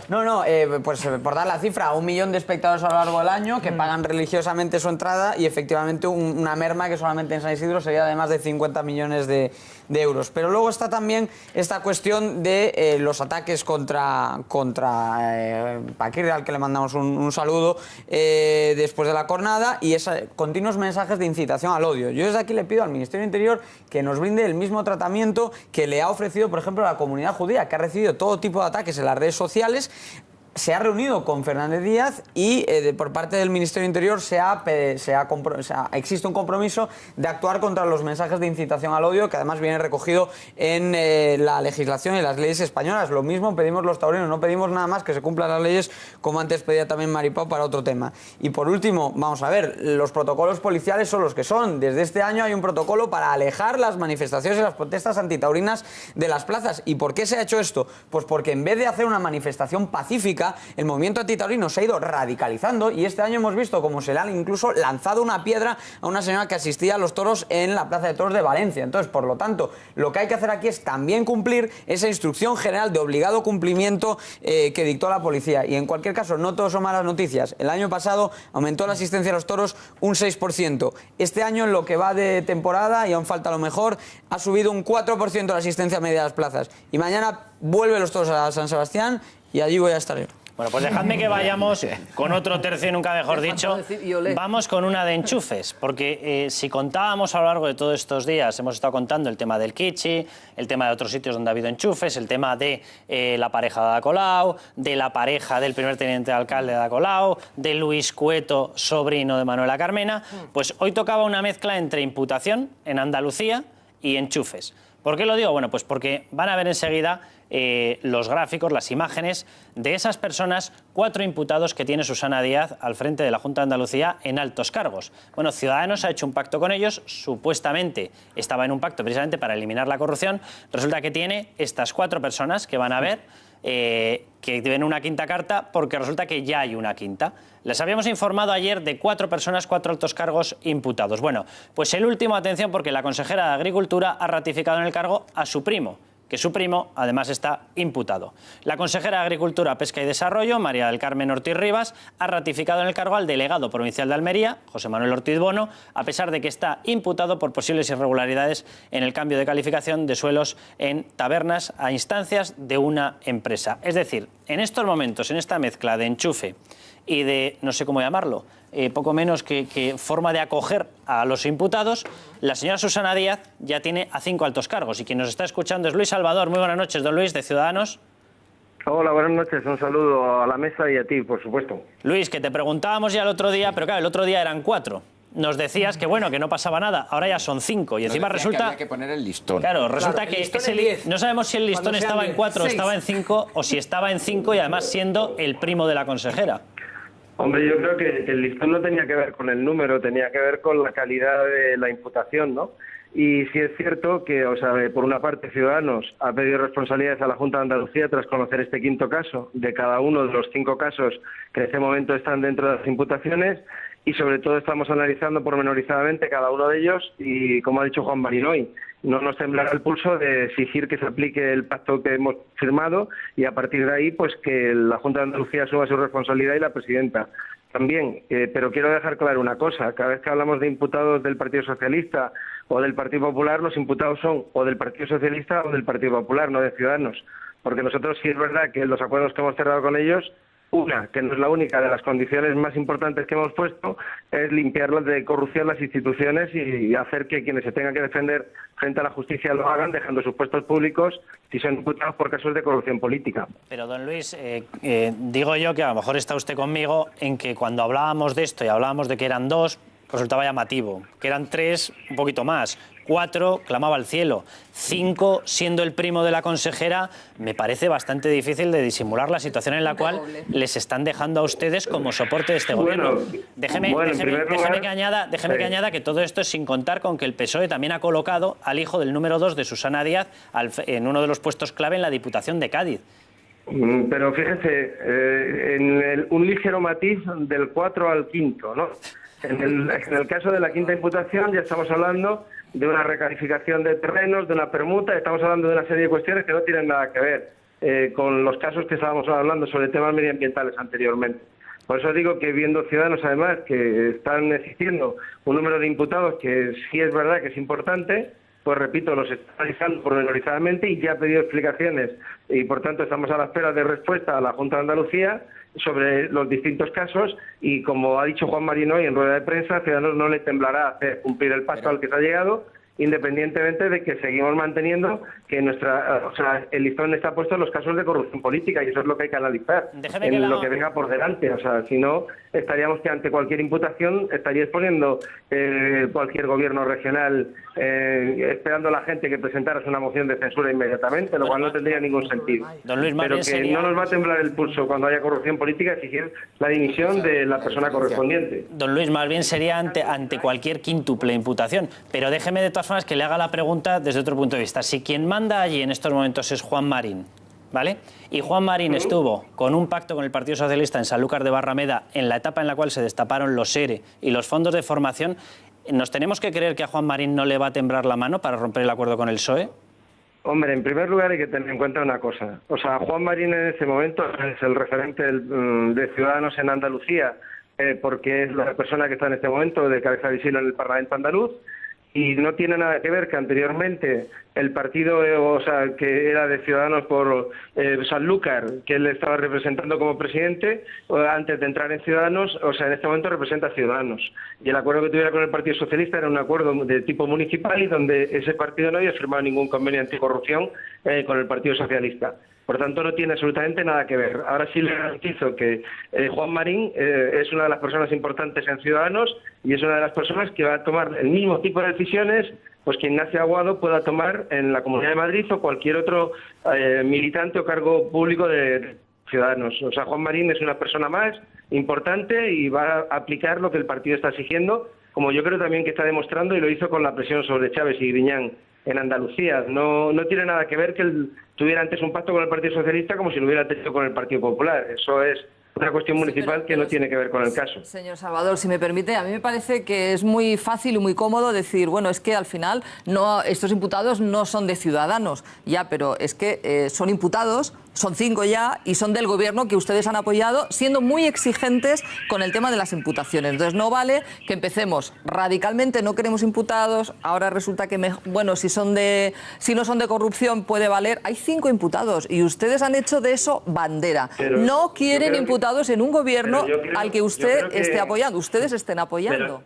Pero yo creo que no me ha escuchado lo que he dicho. Ya. He dicho que Ciudadanos ha pedido explicaciones a la Junta de Andalucía por estos 5 imputados y que Ciudadanos está analizando pormenorizadamente cada uno de estos casos para ver además hasta dónde llegan y que la barrera la tenemos en casos por corrupción, política. Ahora, por tanto, no he dicho que estemos impasibles ante que puedan existir imputados o no en el entorno, en este caso, del gobierno andaluz. Hemos pedido explicaciones, estamos esperando la respuesta y, por otra parte, estamos haciendo el análisis propio, repito, de cada uno de los casos. Y he dicho también que no nos temblará el pulso para tomar decisiones. Ellos valoran diferente la corrupción política con la corrupción en la gestión administrativa. Sí. Es que ese es el tema. Pero, don Luis, y la gestión administrativa es mejor corrupción. Yo no quiero ninguna corrupción. Bueno, tenemos a don Luis Salvador al otro lado. En primer lugar, yo creo que en este país, si está claro, el papel de Ciudadanos, que además es un papel también político, porque también estamos trabajando sobre el modelo económico para ayudar a mejorar la economía, generar empleo y cambiar el modelo productivo, etcétera, y también hacer un pacto por la educación que sirva para arreglarla. Es decir, estamos metidos en todos los órdenes de la política, no somos el guerrero de la antifaz contra la corrupción, pero sí es verdad que consideramos que hay que limpiar las instituciones y que hay que poner unas reglas muy claras y nos aplicamos a nosotros mismos en primer lugar y luego se la estamos exigiendo a todos aquellos con los que estamos llegando a acuerdos. Pero por eso he dicho al principio, hay que limpiar las instituciones y hay 5 imputados en el gobierno que ustedes apoyan. Pero, don Luis, y por eso, sabe de imagen... Entonces, ¿qué querría? Que nada más que surgiera un imputado inmediatamente se presentase una moción de censura, inmediatamente. Bueno, se presenta, eso sería responsable. Don Luis... Se ha pedido explicaciones a la Junta de Andalucía por estos 5 casos y se están analizando pormenorizadamente y no nos temblará el pulso a la hora de tomar decisiones. Si eso no le parece suficiente, entonces es que quizá quisiera preconcebidamente que hubiéramos dado un paso inmediatamente nada más conocerlo, ¿no? Don Luis, yo que no he dicho... Dejadme, perdón. Yo que no he adoptado esa posición, pero ya que ha citado usted a Juan Marín y a Ignacio Aguado, déjeme decirle, y esto es la imagen que se ha dado, ya sé que usted no estará de acuerdo y que dirá que esa imagen no corresponde con la realidad, pero la imagen que se ha dado, y usted sabe que esto es así, es que Juan Marín y Ciudadanos en Andalucía tenía todas las ganas del mundo de confirmar en el poder a Susana Díaz en la Junta de Andalucía, y Ignacio Aguado, Ciudadanos en Madrid, tenía muy pocas ganas de proporcionar el acceso al poder al Partido Popular en Madrid, y ambos partidos habían ganado las elecciones. Usted sabe que si en Madrid, y le termino con esto, usted sabe, eso tendrá la explicación que usted le quiera dar, pero usted sabe que si en Madrid hubiera 5 imputados, no estaría usted ni nadie hablando de que estarían diciendo que esta noche van a dimitir todos o se monta la marimorena. Sí. Si usted dice que esto no es así, de verdad yo creo que tiene que reflexionar un poco. Bueno, yo creo que usted me ha preguntado a mí, y aunque ha hecho un juicio de valor de cómo yo tengo que pensar, lo que sí es cierto, en primer lugar, es que, o sea, en relación al acuerdo en Andalucía, hay que recordar que con anterioridad ya estaban dialogando los distintos partidos políticos para hacer que la legislatura comenzase.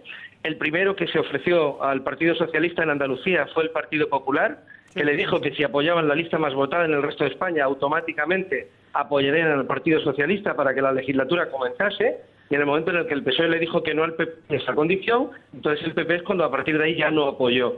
También se estuvo hablando con Podemos, también han hablado con Ciudadanos, y a partir de ahí nosotros pusimos condiciones muy duras encima de la mesa que estamos dispuestos a aplicar. Igual que impusimos también una serie de condiciones en relación al modelo económico, etcétera, que se verán dentro de los próximos presupuestos, en donde también presentaremos enmiendas para intentar ayudar a la mejora de la economía andaluza. O sea que en Madrid a partir de ahí es falso eso de que nosotros, y en este caso Juan Marín, que representa a todo el partido, estuviese predispuesto ya a llegar a algún acuerdo con Susana Díaz, porque quiero recordar que esas conversaciones empezaron bastante antes de las elecciones municipales, terminaron las elecciones municipales y a partir de ahí después continuaron las conversaciones, por tanto fue un acuerdo muy largo en el tiempo. Y quiero recordar que en Madrid tampoco hay ninguna predisposición ni positiva ni negativa frente al Partido Popular que hubiese hecho que pusiéramos un baremo distinto al aplicado en la Andalucía.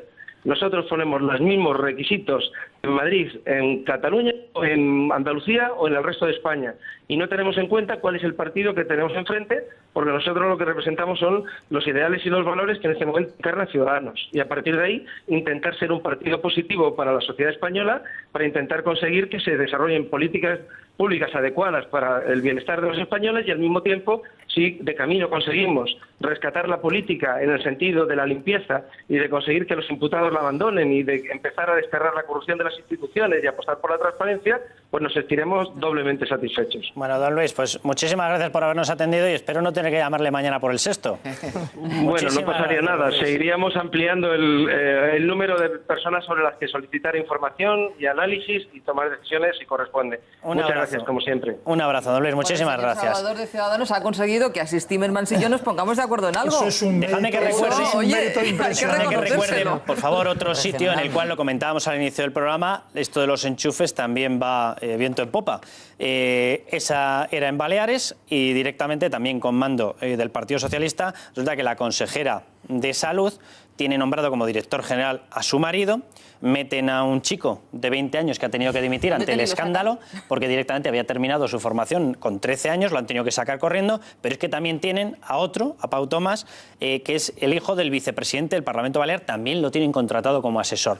Pero dejadme que en medio de tanto enchufe vayamos con otra persona que de enchufe no tiene nada y que es una historia que también ocurre en Andalucía. El afectado es una persona que se llama Luis Carmona y él es una persona que además tiene reconocida una minusvalía, una discapacidad de casi el 40%. Yo creo que nos está escuchando ya don Luis Carmona. Don Luis, muy buenas noches. Hola, buenas noches, ¿qué tal? Don Luis, usted en Andalucía resulta que denunció a un sindicato, a Comisiones Obreras, pues por determinadas cuestiones que estaban haciendo. Y qué casualidad, se ve dentro de un proceso de despido que se suma a todos los procesos de despidos anteriores. Me parece que habían sido 87 personas, me parece que eran los que se habían despedido, y a usted se le mete también en ese despido en otra de estas prácticas que vemos en Andalucía. ¿Qué es lo que ha pasado, don Luis? Pues mire, vamos a ver, le explico. Hablamos de una última denuncia, pero donde yo interpuse 4 denuncias aparte. 4 más. Sí, con esta última 4. Hablamos de 84 despidos en el 2013, cuando posiblemente estamos hablando de 120, 129 despidos que hubo. Pero en esta última hemos caído realmente en 10 trabajadores de los servicios jurídicos, más 28 compañeros y compañeras que se han quedado al 50% de jornada y salario, evidentemente. En mi caso concretamente Me quedo con un despido objetivo en las manos, puro y duro. ¿Cuánto ha cobrado usted por ese despido? ¿Qué pago se le ha aplicado? 9.435 euros. Pero quiero decir, ¿se ha ido al mínimo marcado por la ley? ¿Se ha ido? Al mínimo, es decir... Es decir, a lo que criticaba Comisiones Obreras en la reforma. Eso es lo que le han aplicado a usted. Completamente. Sí. Vamos, es decir, no han tenido el más mínimo escrúpulo en plantear despido objetivo directo, puro y duro. Lo que nosotros reivindicábamos en el 2012... a mí me lo han aplicado directamente. En mi caso, concretamente, no por aquello de ser minusválido, sí que es verdad que existe una cierta apariencia de represalia, porque yo concretamente en el 3 de marzo del 2015 de este año, a la directora de los servicios jurídicos, por un determinado motivo, yo la instaba a ella que me despidiera, que me sancionara, pero que me dejara hablar, que me dejara transmitir. Y ella, pues evidentemente, pues ha tomado una represalia contra mi persona y otros compañeros más, evidentemente, y hemos caído en Málaga, pues tres administrativos. Don Luis, pues muchísimas gracias por contarnos su historia y un abrazo muy fuerte. Pues disculpen un momento, matizar que las compañeras y los compañeros que se han quedado al 50%, la gran mayoría no van a cobrar más de 600 euros al mes. Es decir, es una verdadera tragedia, una verdadera vergüenza sindical. Pues muchísimas gracias, don Luis. Un abrazo muy fuerte. Muy amable. Quería que escucharais este testimonio para que nos demos cuenta de qué ha ocurrido en Andalucía con entidades que han recibido subvenciones por todas partes, subvenciones que están siendo analizadas judicialmente por no tener ningún control, y precisamente para que analizáramos esto dentro del contexto del apoyo que le está dando Ciudadanos a una Junta de Andalucía con 5 imputados, donde no dejan de crecer los imputados, donde siguen apareciendo este tipo de casos. Por cierto, Comisiones Obreras es el sindicato de referencia de Izquierda Unida, partido que está buscando una alianza con Podemos. Vale. Podemos, que asegura que defiende Izquierda Unida a los trabajadores y que despiden a una persona con minusvalía del 40% después de denunciarle con el mínimo legal, después de las que han montado en las manifestaciones, diciendo que no se podía aplicar esa reforma. Pero yo creo que lo estás haciendo de libro, es decir, ¿cuál es la función de todos nosotros que somos periodistas? Contarle a la gente las cosas, y la gente tiene que estar informada y saber exactamente. Una cosa es lo que yo pregono y lo que yo digo y otra bien distinta lo que luego hago. Pasa lo mismo con esta denuncia que está haciendo Luis Carmona en torno a Comisiones Obreras, y pasa lo mismo con los amigos de Ciudadanos. Es decir, oiga, es que ustedes efectivamente cuentan unas cosas y después cuando les toca torear, pues funcionan de otra forma distinta. Y eso, y enlaza yo creo que con lo que pedía al principio del programa Juan Luis Galeacho también, es decir, oiga, ustedes déjense ya de historias, y cuenten las cosas, porque luego, claro, luego viene la sorpresa de por qué, y lo vamos viendo, no solo por la crisis, año a año, la afiliación a los grandes sindicatos va cayendo, y el único que se mantiene pues son la gente de la administración pública, que dice, ellos más o menos sí defienden las cosas, están al margen de la política, y están defendiendo, oiga, no me cuente usted zarandajas, yo lo que me interesa es que me den mejores condiciones y tal. Y la gente de Ciudadanos también vemos en el último CIS de tal, dice, oiga, parece que su suflé también se está bajando, dice, oiga, claro, porque es que usted está contando unas cosas y cuando le toca salir a la plaza, pues hombre, hace usted ahí una faena de aliño, ¿no? Un seguidor del programa, perdona, muy breve, un seguidor del programa estaba colgando en Twitter ahora mismo, Ciudadanos, Auditoría Económica en Madrid sí y en Andalucía no. Sí, yo he recibido control sobre la televisión pública, en Andalucía no, en Madrid sí. Empiezan a mandarnos los mismos tweets a Maripau y a mí. Esto no, porque es del programa. Sí, es una broma. Pero claro, yo, aunque tenía el tono un poco enfadado el portavoz de Ciudadanos, pero si es que el problema de la mujer del César es eso, ¿no? Que tiene que parecerlo además de serlo, y eso es importante. En Madrid efectivamente se está realizando una auditoría y se están realizando controles que no tenían que ver exactamente con los problemas ciertos que ha habido en Madrid. Y la sensación que se está dando en Andalucía, sencillamente, bueno, es que no se ha procedido a desmontar algo. A ver, voy a decir algo para discrepar radicalmente de Maripau. Vamos a ver, en muchos sitios ha habido corrupción, ha habido problemas, pero en Madrid, no digo por la autonomía o no, Madrid es una región y una ciudad que ha tenido un progreso económico muy superior al resto de España y una gestión económica muy superior al resto de España, y Andalucía es la región con más parados de Europa y con un régimen clientelar y de corrupción que no tiene parangón en Europa occidental. Eso lo puedes traducir como quieras, pero lo que no puedes hacer es dar la sensación de que en Madrid, que es la sensación que han dado, tienen muy pocas ganas, que dan al poder al PP, y que en Andalucía buscaban cualquier de los elefantes. Discrepo de vosotros, creo que Ciudadanos sí que está haciendo una labor de filtro en Andalucía, que Susana Díaz ha comprendido esa labor de filtro. De hecho, tenemos la institución de la directora general de Minas, María José Asensio, recientemente, y está haciendo su papel. ¿Cuál es ese lema?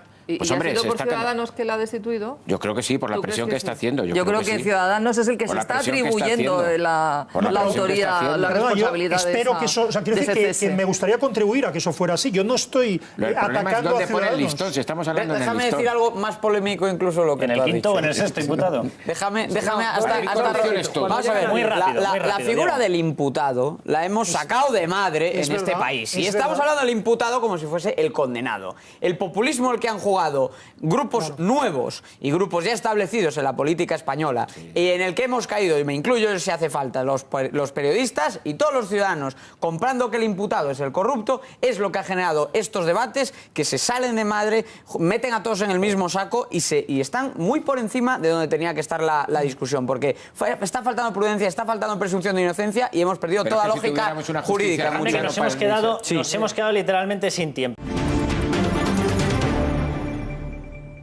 Os voy a pedir un último comentario sobre lo que estábamos hablando y os voy a dar unos datos adicionales, ¿vale? Porque mientras estábamos hablando de qué es lo que está pasando con los imputados en Andalucía, qué es lo que está pasando con ese desafío soberanista en Cataluña, resulta que descubrimos que el 42% de todos los desahucios, o qué casualidad, ¿dónde suceden?